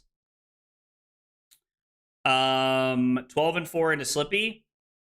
Did really well into Victor. Did really well into Kasai. Really well into Ira. And really well into KO, Riptide, Katsu, and Jarl. And 1-1 against Dory. Did not do well against Dio. Did not do well against Valda. Only 1 game, though. Did not do well against Vincent at 3 games. Did not do well against Florian. Did not do well against Kano. 2-9 against Syndra is tough. 2-4 is tough against Verdance. So it looks like you're kind of hoping to like dodge Verdance and Syndra out of the top 4 decks here. Have I considered Riptide? Probably not. Like, it doesn't seem like that bad of a hero. I'm curious to know what Riptide's conversion percent, like what his win rate was this weekend. 41%. I don't know. Was there any undefeated players coming into day 2? It appears no. Oh, I guess it's counting both of those. Never mind. I have to look at day 1 specifically. But yeah, I don't know. Like, Riptide just doesn't seem like a deck I would enjoy. Now, one thing that I am kind of interested to dive into is Puffin. I think this is a hero that will really tell us a lot about like what the Puffins played against here and like how things look. So 55% win rate, 16-13. I think this is like 29 matches. This would have to be across what?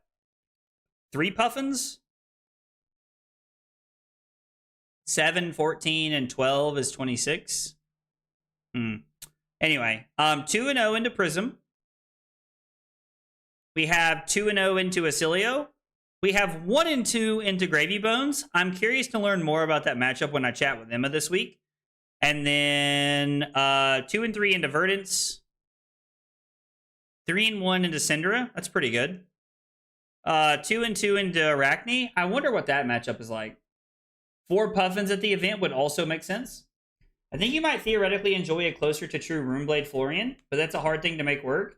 I would probably have to play like a mid-rangey version of Florian J if I was going to. As a Riptide main, I can tell you do not play him right now, LOL. I mean, yeah, so like to Hugh's point, like Riptide's supposed to be good into Slippy, and it had a rough weekend, right? Puffin 1-0 into Victor. 0-1 into Kasai. 0-1 into Mario. 0-1 into Ira. 1-0 into KO. Beat a Riptide. Lost to 1 Dio. And beat a Tekla.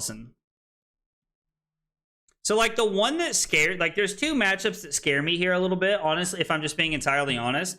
And it's the fact that, like, we went 1-2 into Gravy Bones. And we went 2-3 into Verdance. But I don't know, like, how that really looks over, like, the course of, like, a bigger tournament where there's more Puffins there. Because if there's only 4, like, this could be better or worse depending on what you're looking at. The other deck that really interests me, from this list here is Verdance. So we had an 0-4 into Prism. That scares the living crap out of me. I'm just going to be real with you. Like, anything that has, like, an unwinnable Prism matchup scares me. 1-0 into Bolton. Went 4-2 into Fang. Makes sense. 4-3 into Acilio. That seems like a close game. This is a really bad matchup. 10-29 into Gravy Bones is tough. And then 3-2 into Puffin. 41% into Syndra, 7-10. 3-6 into Kano. Beat most of their Slippies, which I think is a hard matchup from what I've been told. I'd be curious to know like how many Levi's there were at the event. Yeah, so I don't know. Like, these are some of the decks that like kind of interest me. This is a really cool tool to be able to use. I don't know. Like, I just really like this tool. It's really, really neat. How much money do you need to make a solid competitive deck? I mean, the Puffin deck, you know, like from start to finish is probably only like $300 or $400. And like, you know, somebody came in 30-30 at the calling with it. But like, if you're looking to play Gravy Bones or Slippy, it's like a couple grand. So I don't know. Hey, Fabton, it's called Fablazing up here at the very top. Yep, it's Fablazing.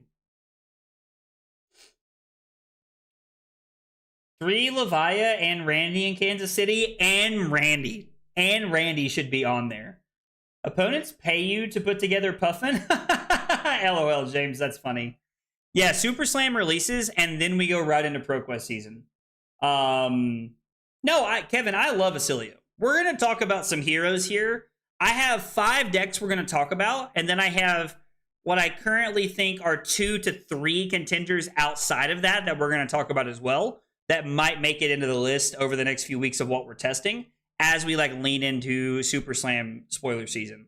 We are going to take a small break here. I need to use the bathroom. So we're going to take like a 2-minute break. I'm going to run to the bathroom. And when I come back, we're going to be talking about this Matrix some more. And then we're going to be looking at some deck lists. Thanks for hanging out tonight, guys.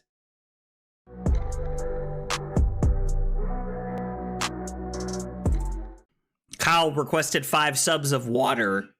Fucking weeb. It was not water. That was not water. Oh, here, have some water. I was lied to. The lies. Yo, only 4 cups? Listen at this man. That is 4 full cups, Cusco.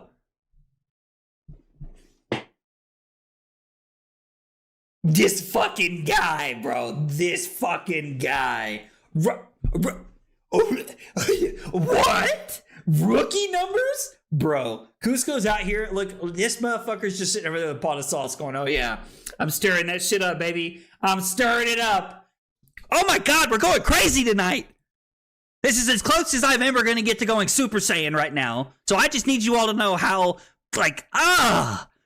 back-to-back Command and Conquer Pummel turns in back-to-back games. And you know what? Just like Leonardo DiCaprio, I'm not fucking leaving. That's right. This is the kind of content we're looking for right here. The fab tutorials that blow your mind. Blow your mind. The recipe is literally just vodka and Sprite and some Mio. You know, the water flavoring things. You know, like the little like squirt.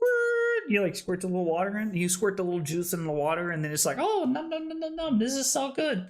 That's what it is. That's the secret sauce. I just crammed them all in my mouth. My God, this hand is dog water. Absolute dog water. I lied. You definitely did. It's your friends that... All right. Short break, and we are back. Hopefully everybody stuck around for the break. Normally viewership drops off a little bit, but you know, that's okay. Excuse me. All right, let's see. Yo, we got a big hydrate here before we get into it. Yo, it was sick watching you at KC. Hey, dude, Vashi, thank you so much. I really appreciate that. It means a lot. Thank you. All right, big hydrate for Le Felix.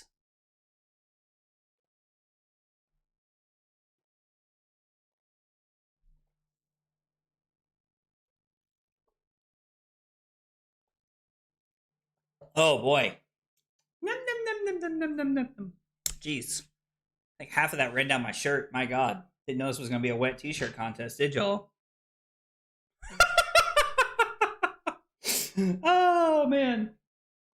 Any chance of you going to the Montreal Super Slam release? Are you talking about the one in Canada, Ian? If not, unfortunately, I will not be there. I would like to, but it's just not right. It's just not there. With me trying to go to Philly and starting to save up for next year, it's just not really there for me right now, unfortunately. Oh, all right. So we've talked about some of the different heroes on here and how I feel like this tool can really help you. One thing that I also want to talk about here, and we talked about this hero a little bit earlier, but I want to talk about Syndra for a minute. So Syndra had a 54% win rate in 198 total matches. Now, her win rate in Vegas was abhorrent. It was terrible. Like, it was almost like, I don't know, like, it was just almost honestly unspeakable.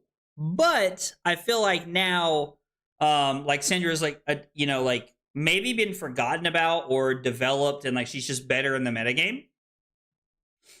The biggest reason, there are two big reasons to play Syndra in this meta. You target Mr. Davy Jones here, and you target Verdance. Those are like the two big reasons to play her. 53%, like we'll call it 54, we'll round up.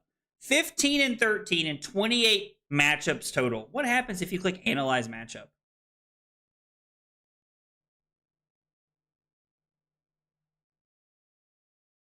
Yo, what? This is wild, dude. Oh my God.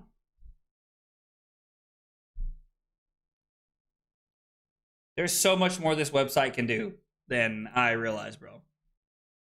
There's so much more that this website can do than I realized. Okay, just kidding. I would love to come to Phoenix, but I don't think I can. As a Verdance, I've never found Syndra unfavored, just 50-50 area. I actually agree with you, Dave. Any chance you come into my local skirmish this Saturday in England? Dave, sorry, man, I know this is going to be heartbreaking for you, but not likely. If I find myself in the UK this Saturday, I'll come say hi, I promise. How about that? How about that? So you play this matchup to do well into Gravy Bones and to have a favored matchup into Verdance. Now, 54% and 59%, like, is, I don't know. Like, just not good enough for me. I don't know. Like, what? We went 100% against Florian. We went 2-0 against Florian. We had a losing record against Prism. Against, like, we went 1-3 into Rhinar, for God's sakes. Like, come on, what are we doing? 53, yeah. 25 into what? Into Acilio? Yeah, that kind of makes sense. What was this? 25 into Puffin? I mean, I don't know. I still continue to believe that Syndra is a trap. I don't know. I just continue to believe that. Yeezel, I'll tell you what. I'll tell you the same thing I just told Dave. If I find myself in Sweden on Friday, you shoot me the address and I'll be there. I will let you know. I would imagine into Eugene. How many Reinar games were played? Where's Reinar at on the list? Not as low as these heroes I see. Reinar. Where am I looking past it? Am I having a stroke?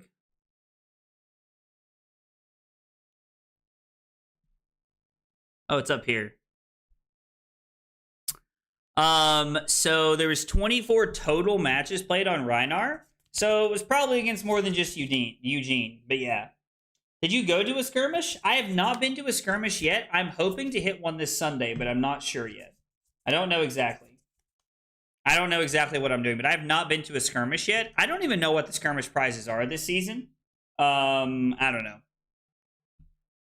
As we continue to look through down like more some of these heroes, I have to say there are a few heroes on here that surprise me. They are so low. The first one really being Dio. I was expecting higher things from Dio. After seeing that CYK Lionel won Auckland, I think, the Classic Constructed Calling in Auckland, seeing Dio have a 40% win rate into a lot of these heroes is honestly like pretty sad. We're going to move Dio to the top so that we can talk about it here. 66% into Prism, makes sense. 54% into Gravy Bones, I would have thought we wanted that to be more. 37% into Verdance, I would have thought that would have been better. How many games? 8? Would have thought that would have been better. Yeah, 16% into Victor. It's pretty accurate. Losing into Kasai. I guess Kasai just tries to... The problem is that, like, you're just, like, getting fatigued by a lot of these decks, I feel like. I don't know. Emma just chose not to play Dio, so it didn't do as well. Honestly, Nick, that would make a lot of sense. Like, Emma's one of the best Dio players I know.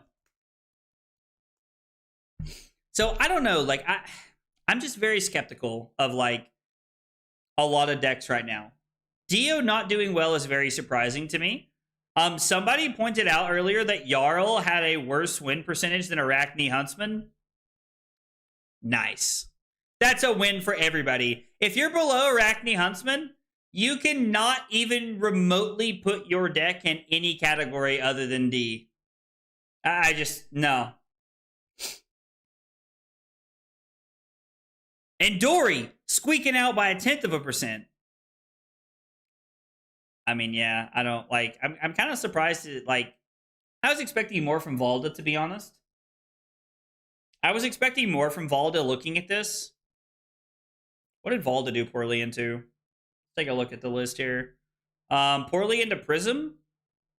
0% into Gravy Bones. 3 matchups, but still 0% into Verdance. 1-1 into Syndra. Jarl needs a spec expansion slot for real? You mean like in Super Slam? Would be cool, wouldn't it?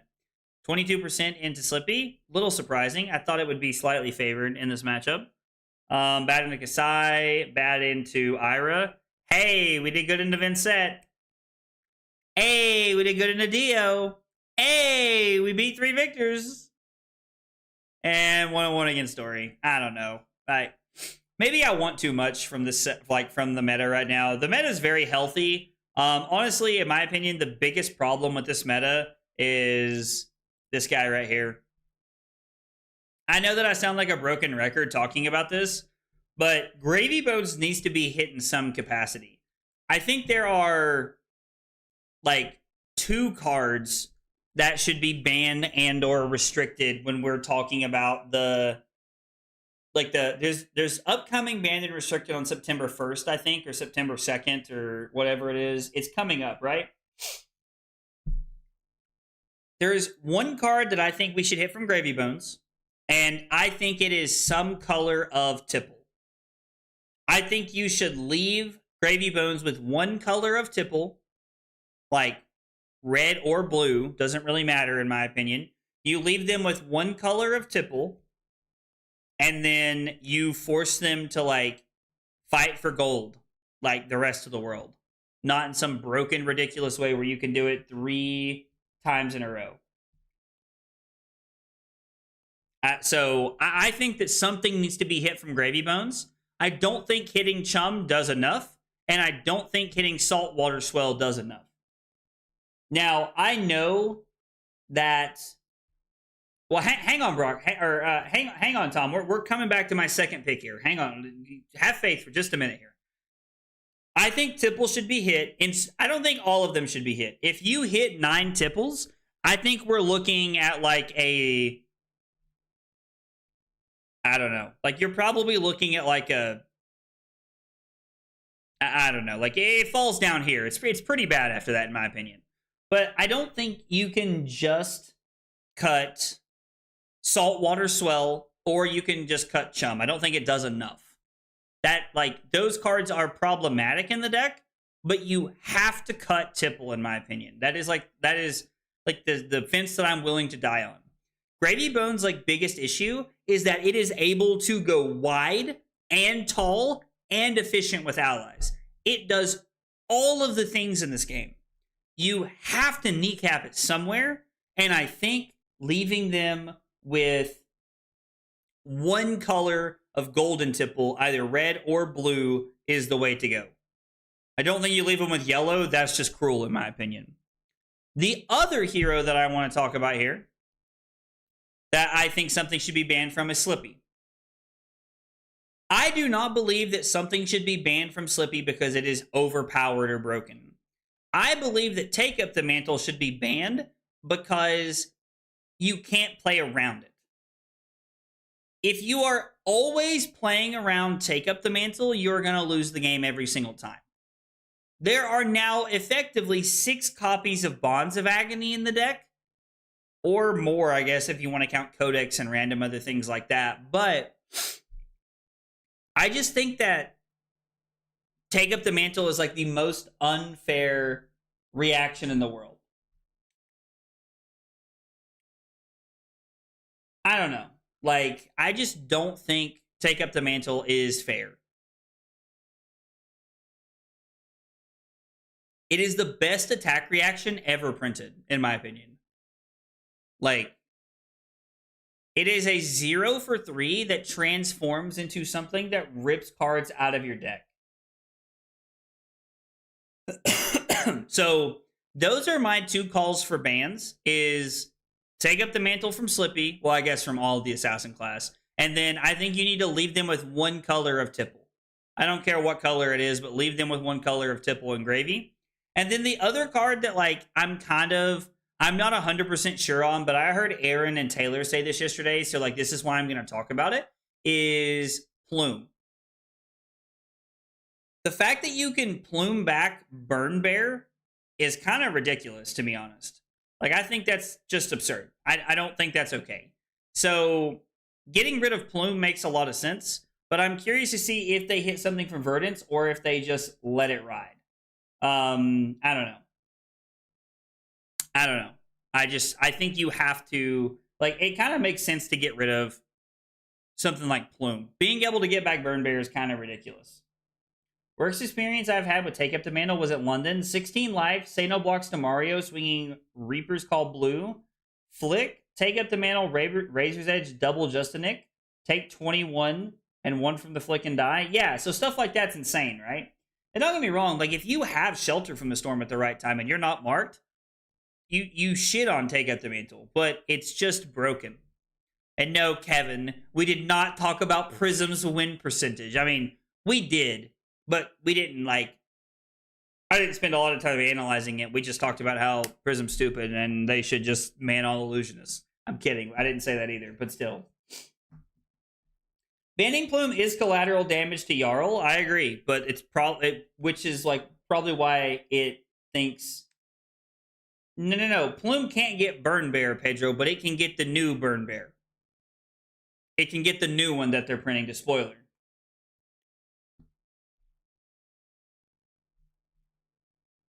So anyway, let's talk about some of the decks that I want to talk about. And I've got 5 of them pulled up, and these are decks that I'm going to look at learning. I have taken John Zapata, his list from the AGE Open at the beginning of August. Verdance. Verdance is on my list of heroes that I would like look to learn.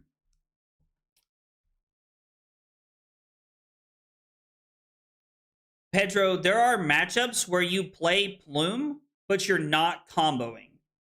So I'm going to have to disagree with you. There are matchups where you play Plume and you're not comboing with the pots, and you just use it as reach to end the game with. So I think you're selling the Verdance deck a little bit short on how broken Plume is.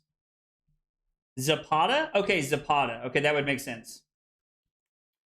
Prism is the problem. We have to kneecap Prism. I think we start with banning Figment of Erudition. I like the way Michael thinks. For no other reason than I hate Illusionist.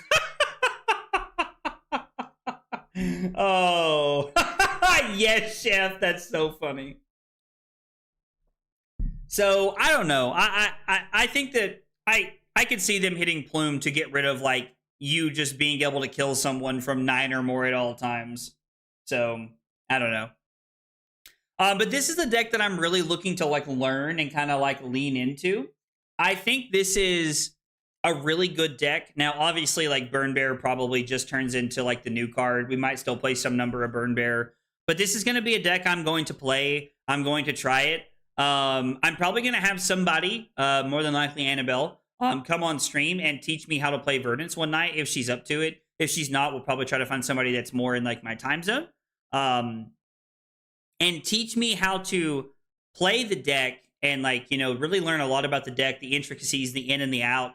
I've never spent a lot of time playing Verdance, so I would really, really like to be able to learn more about this hero and, like, you know, kind of see how it plays.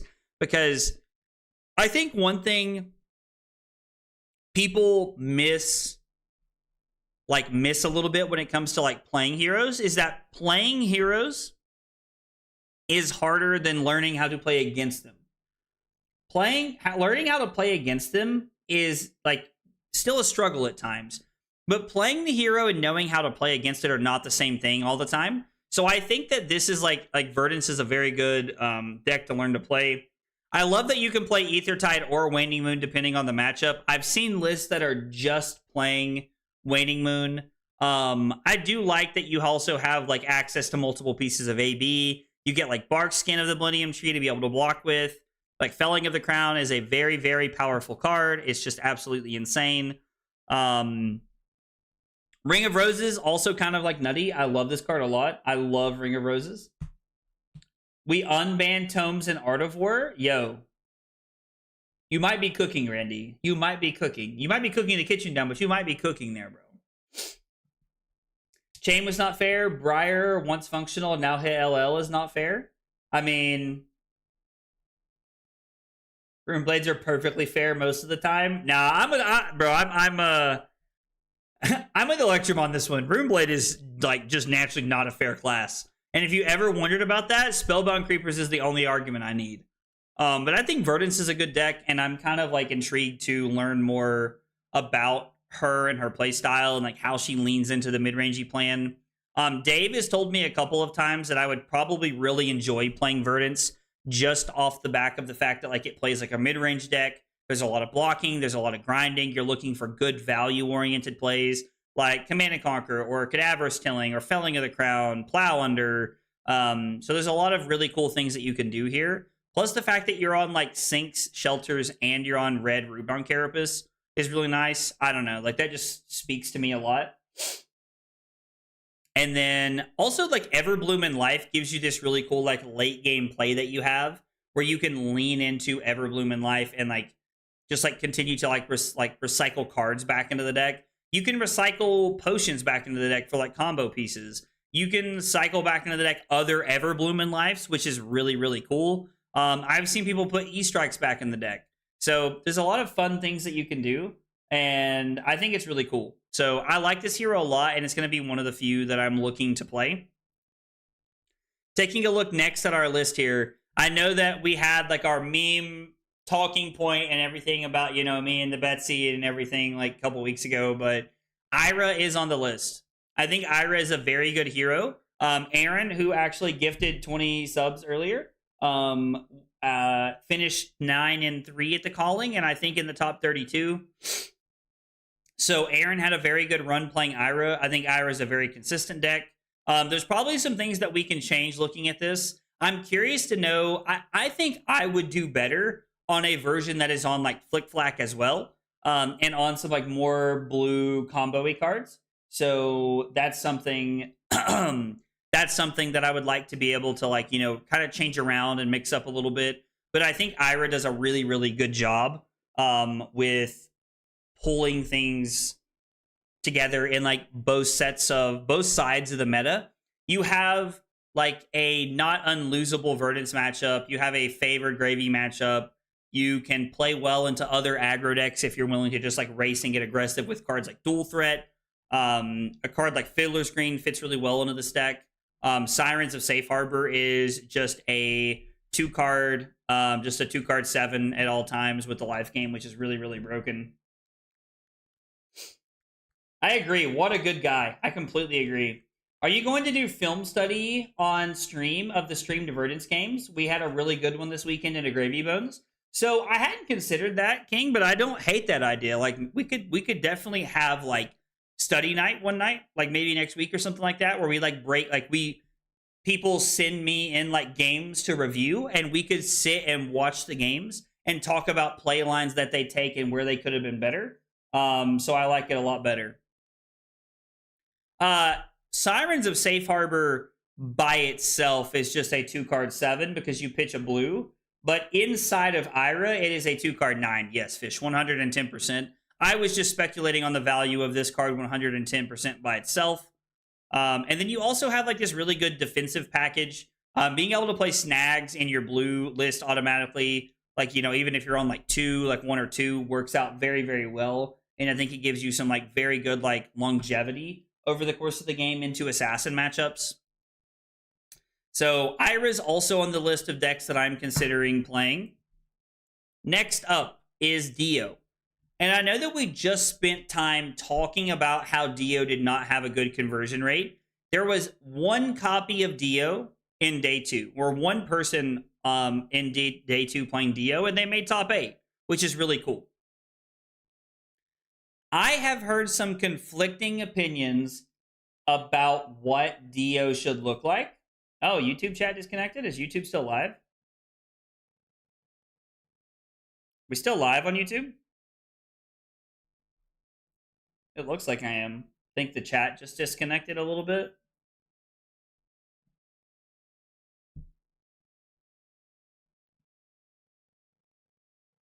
Yeah, okay. So it's still up. I just lost you guys for a second. Okay, cool. Thank you guys. I appreciate you guys letting me know. I am moving away from Victor right now. Yes, I am moving away from Victor for the time being and looking to play something that I feel like gives me a better chance at winning.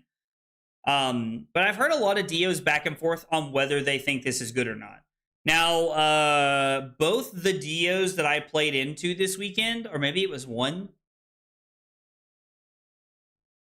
I can't remember. I know I played into Michael. I can't remember if there was another Dio or not. There might have only been one.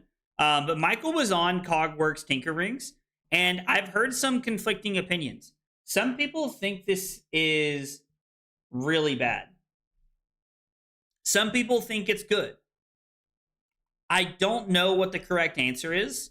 Dio is a deck that strikes me as a deck I would enjoy.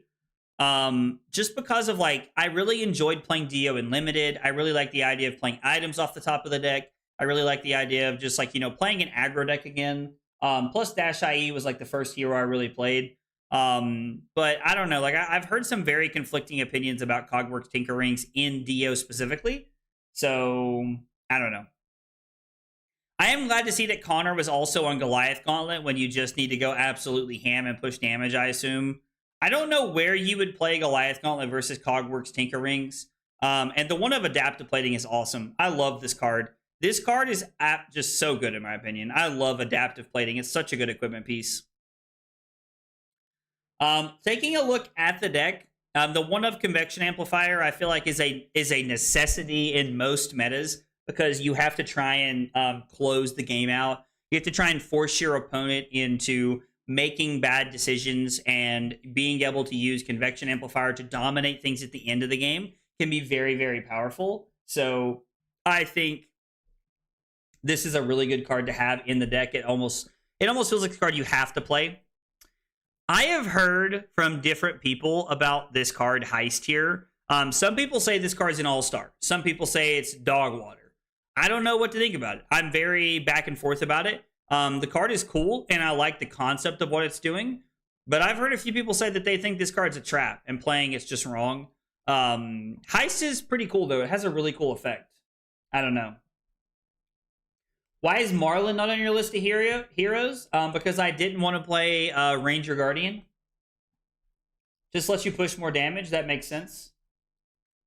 Making bad decisions in Mechanologist. Name a more iconic couple. LOL, James.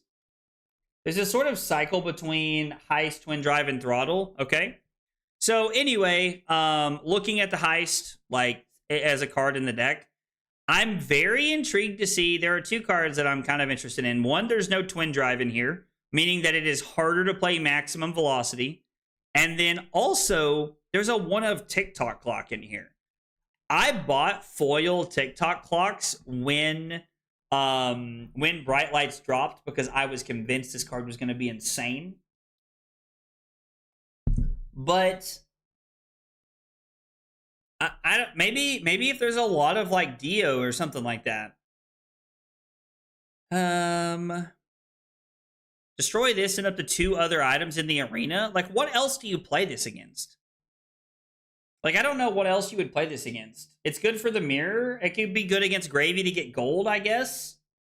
But Verdance doesn't play combo pieces into you as Dash IE, right?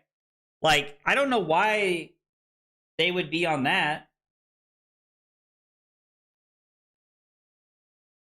I don't know why you'd be on this for Verdance, but I don't know. I guess it could be the case.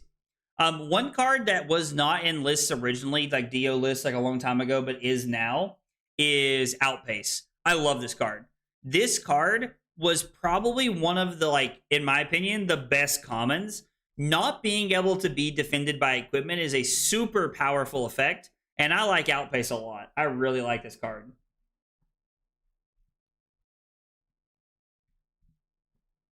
Yeah, so I mean, it sounds like it's just to like get the mirror is what it's for, but anyway. Coming from the Armory deck, this card is nuts.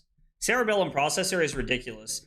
It's tougher to make work without Cerebellum Processor is tougher to make work without having High Octane in the deck, but I still think this card is really good and it can be very powerful. A lot of the blues are no blocks, which is very interesting. Null Time Zone, I think this card's insane. I absolutely love Null Time Zone. I think this card's so cool.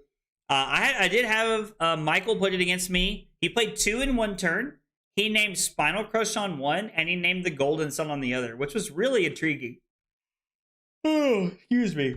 God, I'm sorry. I'm tired, guys. I got back super late last night and had to work all day. But Null Time Zone, like, it just seems like a cool card. Like, I like this card a lot. And the fact that it's from hand and you can't play cards from hand and you can't pitch those cards is really interesting. I don't know. It's just kind of cool to like see it all set up because it's like there are certain things that you play from Banish and get around this and stuff like that. So it's intriguing to see, to say the least. Null Time Zone is even better censor. Yeah. I mean, it can be, right? Like, to Felix's point, like, it doesn't stop cards from, like, Banish or Arsenal, but, yeah, I hear what you're saying. Okay, one of the other heroes I'm considering is Kasai. This list comes to us from our very own Annabelle, who hangs out in chat and in Discord quite a bit. I really, really like Kasai. I really like the way that, like, Kasai plays, like, the mid-rangey plan, like, and, you know, like, you have, like, cards like Raisin Army and, like, Blood on her hands, and just some really cool stuff like that. Excuse me. But I think that, like, Kasai has a chance to be really good in the meta. And plus, like, watching Colin Erickson play has, like, really taught me a lot about the deck. Now, I will say there's a couple things looking at Annabelle's list that kind of scare me a little bit. If you notice, we're on 3 copies of Nourishing Emptiness, and we're also on 3 copies of Agile Windup. I feel like this is a hard card to, like, get out of here. I don't know, like I feel like maybe we just have to activate Kasai more and be more like diligent about what we're activating. But it's tough to I feel like the more attack actions you play, it's tough to be able to make that work. It's I don't know. Maybe I haven't played enough of the deck, but that's just like my brain telling me it's a little tough to make both of them work. So I don't know. It's where my brain lands. Unsheathed and Spoils of War are just absolutely insane cards. I love that this deck plays Riches of Tropaldani. The only card that I showed at max rarity during the Drip deck title battle off or whatever the hell it's called. You don't take a break, do you? KC into stream Monday, dude, Grizzly. We try to keep it going, man. I like to be live. I like to hang out with you guys. I like to stay on the grind. You know, like I like to stay on the grind and keep putting games out there. The new reaction is nuts. Ask Bell what happened when we tested it. You went 39-0 in one of the matches. That's absolutely insane. Hey, what's up, Holden? How are you, buddy? Okay, cool. Dave, thank you for that. I'll check out. I mean, let's take a look at this link that Dave sent us.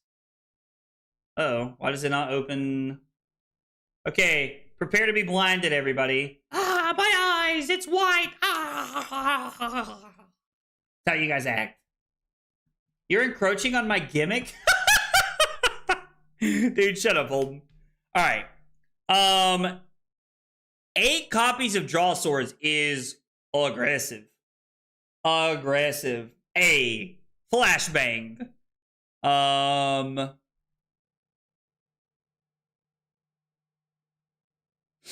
like Kabuto. Seduce Secrets. I mean, it's Pablo, so I'm going to trust it, but I don't know. I don't know. My eyes! My leg! God, I love SpongeBob. A lot of maybes going on over here. CNC, little blanchiness. I do think if I play the deck, I'm going to be on Riches and Heart of Fandle. That's one thing I will say is like I think Riches of Tropaldani and Heart of Fandle should be in this list. Now, Annabelle did strictly tell me she's not on, or not Heart of Fandle. I have Ophidia. God, I'm having a stroke. She did tell me she's not on I have Ophidia because she doesn't want to spend, you know, $400 on it, which understandable, completely understandable. So I don't know. This is also a deck that I think looks to be pretty good. I'm skeptical of Courage. I don't know why we would have that. I hope Annabelle watches this and like hears some of this. I might ask her about why she plays Courage. I don't know how I feel about it. I do like 2 copies of Raisin Army. I like that a lot. Raisin Army is a very, very good card. This is the last of the 5 decks that we're going to talk about. Now, for what it's worth, there are some things I think I would change from my list that I've been playing. Oh, I guess Seduce Secrets makes the things free. That's fair. If you want to be Gravy and Slippy, Kasai is definitely a great pick. Those Cell Swords are awful to deal with. Yeah, that makes sense. The new Kasai spec is insane. I agree. The new Kasai spec is insane. Josh Lau's about to eat, bro. Josh Lau's about to eat. I have been working on this Valda list a little bit, and I do think there are things that need to change in it. I had a chance to catch up with Sam from the Card Guys this weekend, and we were kind of talking about like some of the things that you could be playing, and they said, or I think it was Aaron maybe, said that he saw somebody playing all of the red tins that heave 2 because it's basically just a free way to be able to like keep the surges going consistently, which is like kind of like insane. So I kind of like the idea of that. I was debating cutting 2 pulverizes, cutting 2 staunch responses, and then adding into the main deck like 4 of the 10 cost heave 2 cards. Or I'm sorry, the 10 power heave 2 cards at red to see if we can like add some more value that way. Because I think everything else is really good in the sideboard. I think you have a chance as Valda to be able to beat up on Gravy Bones in specific matchups. So, or I'm sorry, with specific draws, I think Batter to a Pulp and Blow for a Blow can give you a serious shot. There's probably also a world where I should just be on a third Pummel. Like, maybe we go down to 2 Crash and Bash, and we play a third Pummel. I like Pummel a lot, and it can help us in other matchups. Isn't Free Pulverize the minigame for Volta, though? Yes, it is, Martin. We are giving up the minigame to be able to play a better deck. You are correct. Yo, I is 520? I being 520 is crazy. That's wild to me. I didn't go to the casino with you? Dude, I had to catch my flight yesterday, bro. I had to catch my flight yesterday. Courage guarantees free Kodachis and aggro matchups without Kasai activation. Annabelle? Okay, dude, Wally, thanks for letting me know that, man. I appreciate that. The big heave cards have tested well for me. Volta is closer to Victor. 100% agree. We are not wholly stepping away from the problem that Guardian has by playing Volta, but I think there are 2 things to consider with Volta over Victor. You can dominate Batter to a Pulp and utilize Blow for a Blow to actually matter against Gravy Bones, so it's very possible you can actually get Compass and keep the board clear and pressure them. Verdance. I think we can aggro Verdance down, and if we dominate with some smashing good times, we can probably make some cool stuff happen against Verdance. So I think we can win games. I think we can win games with this deck in this meta. We just have to work on it and try to iron it out. Now, there are 3 other decks that we're going to talk about. We're going to talk about these heroes. I don't have lists. For them exactly. And one of the lists I'm saving because it's the video that we're doing for Friday. But we're going to talk about them, and I'm going to just like theory craft a little bit here. The first one is Puffin. Puffin is on my list. I actually really, really like Emmanuel's list. I think it looked really cool. It looked like a lot of fun. He had a very good run at the calling. Not as good of a second day, but he had a very, very good day 1 run. And finishing 30-30 to calling is like, even though like it feels sad that like, yeah, I'm sad for him that he didn't make money, you know, on the weekend, it is still a very good run at an event like that. So Puffin is on my list. There are different builds of the deck where some are boosting, some are not. You have this really neat, like almost like anti-fatigue game plan where you're able to... You have this like anti-fatigue game plan where you're able to boost and play some of the boost cards and like get aggressive, but also like clear equipment pieces with Palantir Aeronaut, or use something like Cogworks Zeppelin to like be able to generate extra action points. So I do really like Puffin, but I'm probably gonna test a couple of different builds. I'm gonna start with Emma's because I think his list is really good. Just after looking at it. And so I kind of also want to go back to like my Mechanologist roots because that Dash IE was the first deck I ever played. So yes, Puffin and Dash IO are both on the list. I am kind of like looking to lean back into that Mechanologist life just a little bit. Just a little bit. We'll see what happens though. The next deck that I want to talk about, and Mansan actually brought it up earlier, is KO. I feel like, and I don't know, I could be crazy. Trent has not had a lot of success with KO recently, but I feel like KO should be better in the meta than it is right now. KO just feels like it should be doing well. I don't know why it's not. The only thing I can come up with is Slippy. Like, that's gotta be it. Slippy has to be the #1 deterrent for that deck. But I seriously think that KO is just, it's a good value deck. It gets aggressive. It can like try to run, like you can try to like, you can clear allies and play really good offense against Gravy Bones. You can just try to like run over Verdance with Blood Rush Bellows and things like that. I don't know, like KO just seems like it should be in a better spot. I don't know why it's not. And I'm going to like dig into that a little bit because I think there's a chance for KO to like do some really cool things and have some like very explosive turns and get very aggressive. I think you misspoke. No, I did not misspeak. It'll be a cold day in hell before I play Kano. I think its above rate numbers are worse than what other decks can do. Okay, that makes sense, Rob. KO has too many 50-50s without the space to run silver bullet cards these other decks do. That also makes sense, Wally. I think Cast Bones is the issue card. It's supposed to be insane, but it dilutes the deck. I'm sorry. Heavy Hitters KO. New KO might be cool. I don't know. New KO might be cool, but Heavy Hitters KO is the one I'm referring to here. And then the third deck that's on my list, and it feels like it would be absolute sin to not talk about this deck, is Acilio. I have way too many foil lightning cards to not consider playing Acilio like full time. It's also just one of those decks that has some free wins. Now, you buckle hard into Ira, you buckle hard into Syndra, you have some really tough matchups, but Acilio is definitely on my list. Yo, hang on, I'm sorry. Nick just said some of the weirdest shit I've ever read in my life. Hear me out. Ether Wildfire is basically pummel. Nah, dude. Yo, what? Nah. New KO is going to be cool. I think New KO is going to be cool.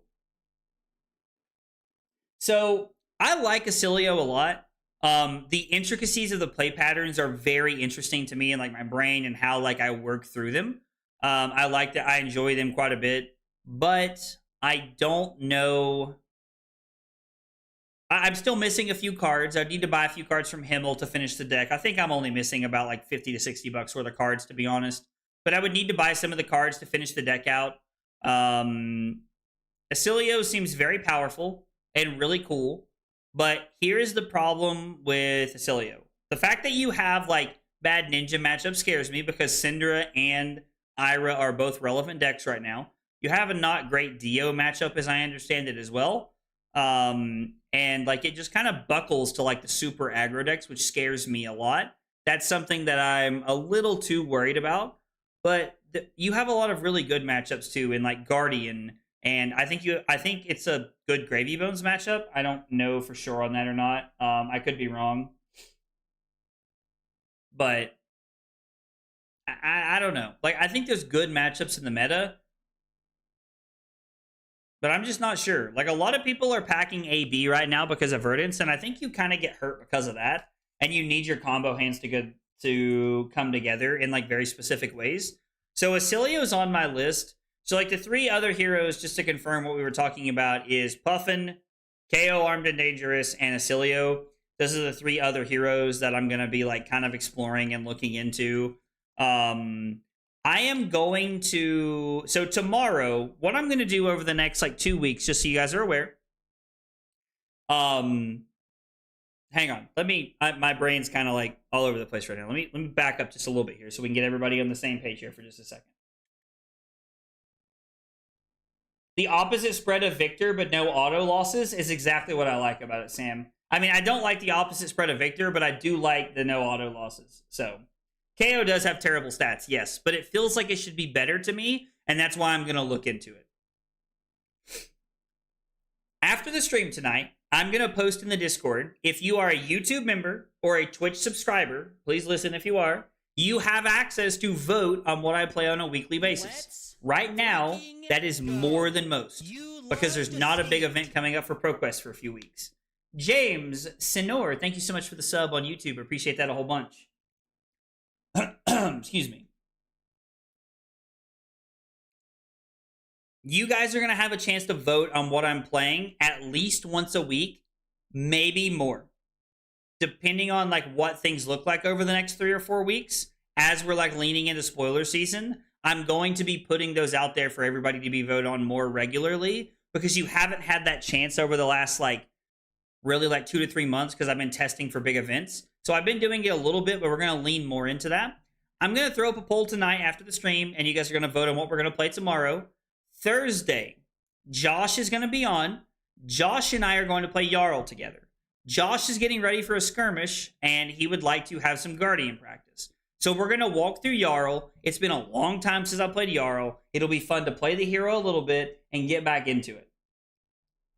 How do I vote for Gravy? Yo, Sam, I'm going to put Gravy in the poll. You can vote for it 110%, dude. Acilio would be valuable to play since he is about to see a spike in play rate. Yeah, there'll be a lot of it for sure. There'll be a lot more of it moving forward. Your aggro guardian heart is with Volda. What are you even thinking about other heroes for? Oh, man. It's a good sales pitch, Teneri. It's a good sales pitch. I'm not putting Kano in there. I'm not putting Kano in there. Jarl for skirmish? So, Brock, I think Josh wants more Kano practice. Damn it, Nick's in my head now. Josh wants more Guardian practice in general for like other things, and Jarl's on his list of like heroes he wants to play. So that's what we're gonna. Maybe it should be the Volda test. Would you rather play Volda tomorrow or on Thursday, Josh? Tell you what, message me. Message me, and we'll figure out which Guardian we should be playing. I think Volda would be more fun for everybody, but I'm here to play whatever you want, man. If Yudo wins the calling, are you committing to Acilio? I mean, probably not. Yudo is just like untouchable with that like Acilio deck, bro. So probably not. I'm putting Gravy on the poll because Gravy is too good for me to ignore anymore. I will buy into Gravy if I have to for ProQuest season. I am going to say this again just so everybody hears this. I hate board state hero decks. If I wanted to play games with a board state, I would play Magic. With that in mind, I like to win. If I have to play Gravy Bones to win for ProQuest season, I will sacrifice a little bit of my happiness to not just lose to Verdant to Gravy Bones playing Victor when I walk into the room. That will happen. Love to see it. Yo, Ternary, thank you so much for the sub on YouTube as well. I really appreciate that. I mean, I'll buy Gravy if I have to. I agree. Yudo is built different, dude.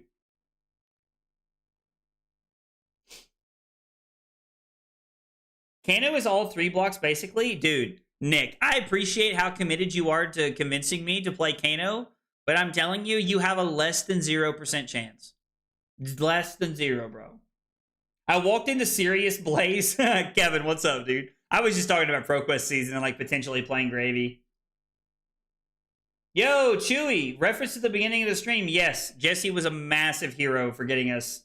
Guys, if you missed story time, please go back and watch it. The beginning of my calling start was wild. You will want to listen to the beginning of story time, I promise you.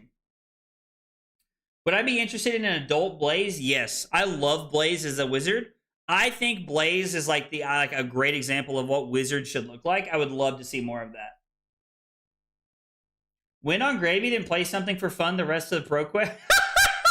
Yo, Aaron out here fucking trolling, bro. Listen at him, dude. I agree. Adult Blaze would need a lot of help, but it would be cool. Just like Victor and Dio, Kano has items.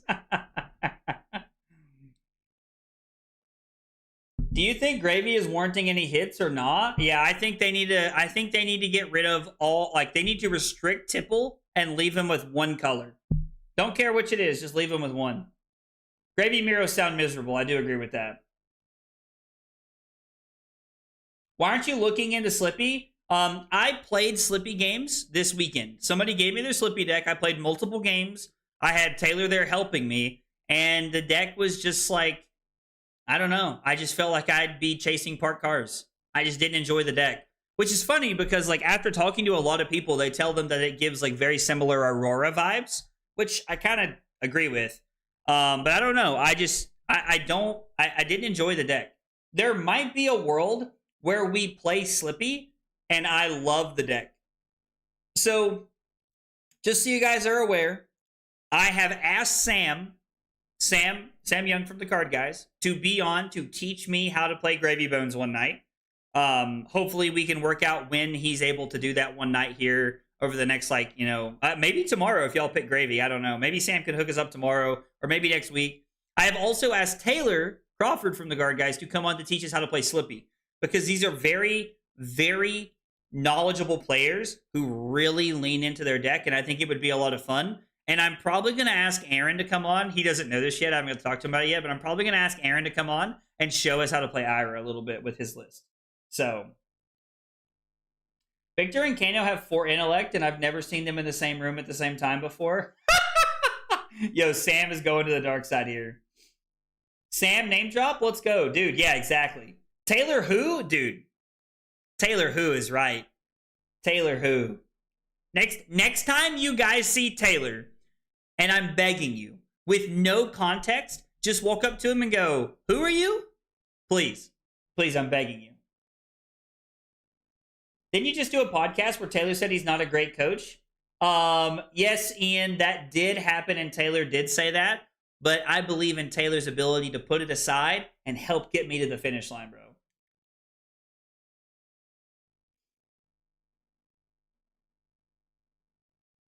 I agree. Kano is the most miserable hero that I think they've created. I talked about this in the Discord a little bit last night. Kano is what an unhealthy wizard looks like. Combo that like you can just rip off the top of your deck with no setup is stupid. I don't think that should exist. Excited to see the Slippy gameplay, even if you hate Assassin. I'm hoping that Taylor might turn me around to Slippy, because I would play Slippy if I enjoyed it. Super excited to see your next pick. Gravy is fun. Yo, Avenger, thank you so much, man. I'm glad you're here and hanging out, brother. Please ban Wildfire. They're not going to touch Kano. Acilio Acilio is not the same. I actually very strictly disagree with that, Ludiful. Like, I see what you're saying, but I think you're simplifying the combo way too easy. I strictly disagree with that. And even Acilio's like combo turn can't do 200 damage to you. So like I don't think that's accurate. Ban things until Katsu is good. Yo, I'm here for that. It just won't die. Someone please LL Kano. I mean, with him winning the Battle Hardened, we're close now, right? We're close now, right? I could win with Kano and push him to LL faster. That would be like a real long gameplay there. Real long gameplay. Doing a service for the community. Oh, I've seen Acilio do 200 damage. I don't think that's possible. I don't think that's possible. I still think Kano's combo is skill-based, but it is less so than before. I do agree. Kano's 887 even after the Battle Hardened win? Really? I've seen Acilio do 300. In what world is this happening? Like, what do these draws look like? Like, what do these draws look like? I don't have any idea how that's even possible. Blast Somersault with Brilliance can go ham. I've seen OTK pitch tag. Okay, fair enough. Maybe it is then. I mean, so I talked about this in the Discord. I've talked about this in the Discord. A healthy wizard looks like Verdance. Verdance is like the soul center of what a healthy wizard looks like, in my opinion. You have powerful cards like Felling of the Crown. You have powerful cards like Plow Under, and even a defense reaction that turns on your hero ability. And you have a hero ability that you have to turn on over the course of the game. You also have these tall arcane spells. 2-card 6s that are really good. You get to play a very defensive life plan. You get to try and gain some life. Verdance has a combo that you cannot set up and like roll somebody with in the first 2 turns of the game, or like on turn 0. It's not possible. You can, however, play this mid-rangey game with Verdance, and then you are able to set up this combo and lean into it over the course of 10 to 15 turns. I think that is perfectly fine. If you are looking for a combo deck over the course of 10 to 15 turns, so be it. You've earned your right to combo at that point if you're able to live 15 turns against something. That's just my opinion. But the mix of physical damage and arcane damage, plus having reach at the end of the game with something like Storm Striders, is what makes a wizard cool. And Acilio was like a step in that direction, in my opinion, because we had a combo that required setup and required us to be blocking and playing around disruption and still looking to like have a big combo turn. But it is something that can happen on like turn 3 or turn 2 if you just rip into it. So it is a step away from Kano and a step towards a healthy wizard, but it's still a little dumb sometimes. Bring it to Worlds for people to mess around with. Say it louder for the people in the back. Verdance is Resident Sleeper. I don't think it's a sleeper. I think it's pretty well known. A healthier Blaster Wizard is Blaze. Completely agree. So here is something that I've talked about a couple of times. If you took Icelander and like you gave her the same life total, the same hero text, but you made it like Verdance where you had to complete X number of tasks to be able to turn on your hero ability, I think Icelander would have been fine. I think she would have been perfectly fine. You just had to get there. Now, she probably would have needed something other than Wounded Bull to be able to get there, but still. Teklo combo turn is best combo turn. Yo, are we talking about Teklo, Volson? What is happening? Verdance is a cool Rune Blade, at least. I mean, fair. Oh, Resident Sleeper equals boring? LOL, Ludiful. That's so funny. I mean, if the options are quote-unquote a boring wizard in Verdance or Kano, sign me the fuck up for the boring stuff, dude. Like, 100%. 110%. Kano is not a healthy hero to play against. OG Prism, like OG Luminaris, was not healthy. Like, I just, things like that, like Starvo's ability, not healthy. Like, all of these things were like not healthy for the game and like where they were at the time. My hot take is Icelander would be meh/good today. Aggro decks are way more efficient.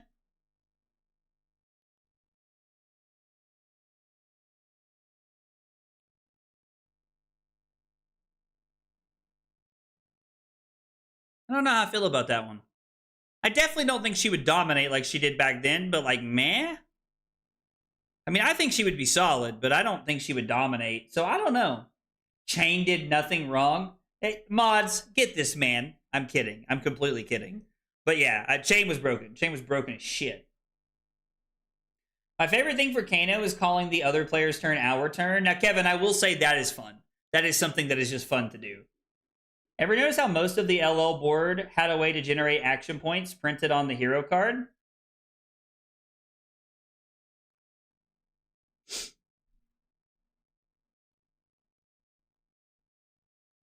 Starvo generated to go again. Prism generated to go again.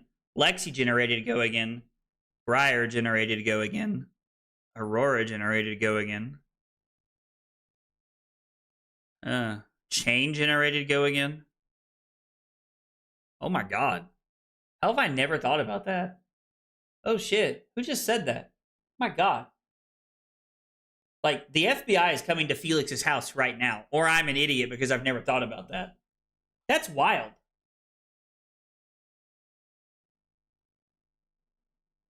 Interesting. Go again is pretty good, eh? Dude. I'm not playing Kano, guys. Let it go. I'm not playing Kano. We should ban Go again. It's almost like you could abuse it, LOL. I think the problem with elemental heroes tends more towards the hero text than the cards. That could be fair. I don't hate that take. Elemental heroes are not healthy, but it is generally because of the cards. I started the game on Chain. I'll always have a soft spot for him. Listen, I love Chain Brock. I get what you're saying, but he was a problem. I'm with TCG talk. Stop printing Go Again on heroes. Stop printing Go Again on heroes. Okay. Kano gets action points via his power, by the way. I don't think that's accurate. The weapon generated Go Again. So again, like OG Prism was the problem because of Luminaris. I mean, I think Dromai was a mix of her weapon and her hero ability.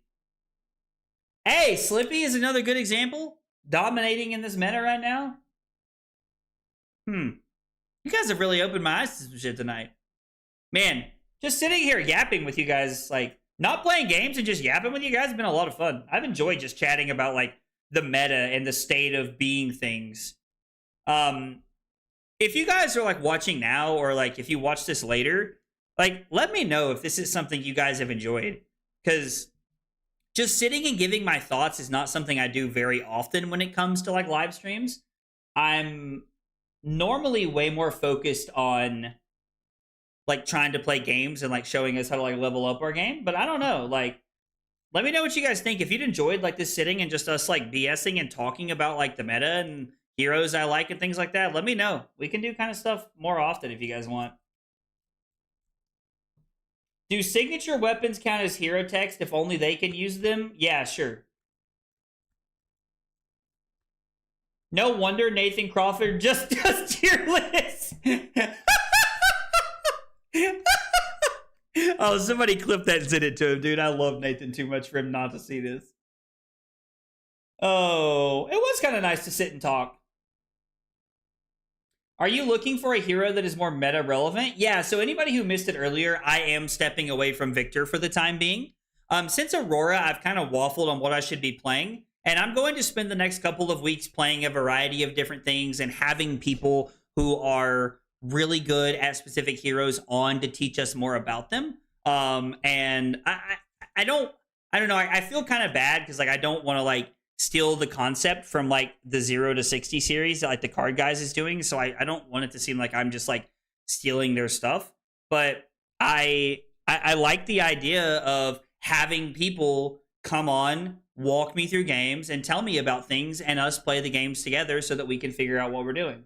So I don't know. I think in this game, Go Again, draw a card. You think Go Again's better than draw a card? It definitely can be. Maybe call it 0 to 70. Oh, man. Luminaris, Storm of Sandakai, and Compass are the problems? Well, yeah, if they didn't have Go Again from their graveyard, the deck would be unplayable. Really like the chatting because I can have it in the background. That's fair enough. Call it 61 to 100? Dude, that would be so funny. Make it an ode to Bright Lights and call it 0 to 50? That would also be hilarious. Ira's a very good option. We have to have Damien on? We can have Damien on sometime. Maybe, I'm trying to think of like what Damien like would like, I would call him like really like a specialty in. Probably like Mario. Maybe we have him on for like Mario one night or something. 0 to Blazing? Yo. That's fucking gas, Kevin. That's fucking gas, bro. I actually really like that name. I like that name a lot. Outside of your spoiler card this season, are there any specialization spoilers you're looking forward to seeing? I'm gonna say this. I hope all the expansion slot cards are not as disappointing as the Olympia ones. I don't know. Maybe this actually makes Olympia and I'm like on crack, but I just being able to block 2 and like use like the whatever the hell double down or whatever the hell that card's called, the +3 and overpower, you destroy a gold instead of paying its cost, like making that card good and like giving us some equipment block. Like I really hope they're all not as disappointing as the like Olympia spoilers. I also hope I have high hopes. I am holding out some like last desperation hope here from LSS that they are going to provide us with something for Guardian besides Batter to a Pulp that helps in the Gravy Bones, that helps into board state heroes, or that helps into the Wizard matchup. 110% what I'm hoping for. Damien is a big Riptide player.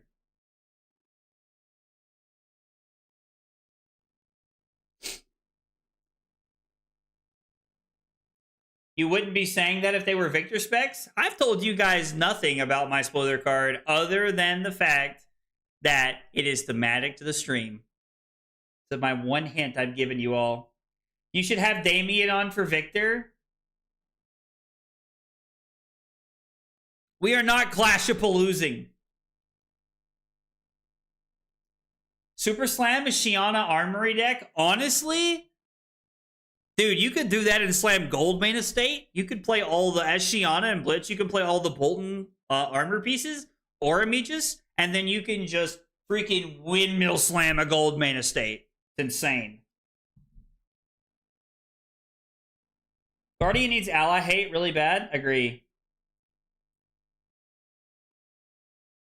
Barbed Barrage, but for Guardian? I could be down for that. Agreed. I click best with Victor, but I have Kano players at my local armories. So if you're looking for tech against Kano, just jam 3 Arcane Compliance in your sideboard. Not a joke. Archer City can now go home for like +6 mites. On turn 0. Yeah, it's actually insane. Damien's specialty trench coats of sunken treasure. Oh, Yanina, that's hilarious, dude. Oh. It's a Kano card? Obviously. Nick saw right through me. All right, guys. Thank you guys for hanging out and listening to me yap about the stream tonight. We're going to be playing other heroes and working on other things as we like go through like the next couple of weeks. I'm going to be working on decks and like updating deck lists and like adding things to the Discord for people to vote on and stuff like that. If you are a YouTube member or a Twitch subscriber, you are about to get a poll right now. It's going to pop up here in Discord within the next 15 or 20 minutes as soon as I get out of here and get a drink. But yeah, like you're going to get a poll to vote on pretty regularly moving forward to talk about decks we're going to test or decks we're going to play and things we're going to look to try and like expand our game with and maybe find the next hero that I can fall in love with. If you haven't yet, make sure you check out the podcast that I'm on with Taylor and Sam, ! Breakpoints in the chat. Would love to have you guys hanging out and watching those episodes. They are a lot of fun. Our most recent episode, not this past Saturday, but Saturday before last, was about testing for events and what that looks like for us individually. So make sure you check that out. We did not have a video this weekend because of Kansas City. We will get back on track. We'll have another podcast episode coming out next week for you guys to be able to watch. So make sure you check that out. And also, if you have not, make sure you check out the Codex Journal. ! Codex in the chat. I kind of showed you guys some of the pages earlier and what they look like for like some of the games that I played. You got live totals over here. You got some notes over here. Who you played against, what they were playing, how you felt about the deck, things like that. So you got some really cool stuff over there that you can take a look at. But I am going to get out of here. I'm going to go hang out with Carly and enjoy the rest of my night. We will be back tomorrow night, and you guys are going to be voting on what we're playing. So we will see what happens and what you guys pick. Thanks for hanging out. Have a good night, and I will see you guys tomorrow. Take it easy, guys.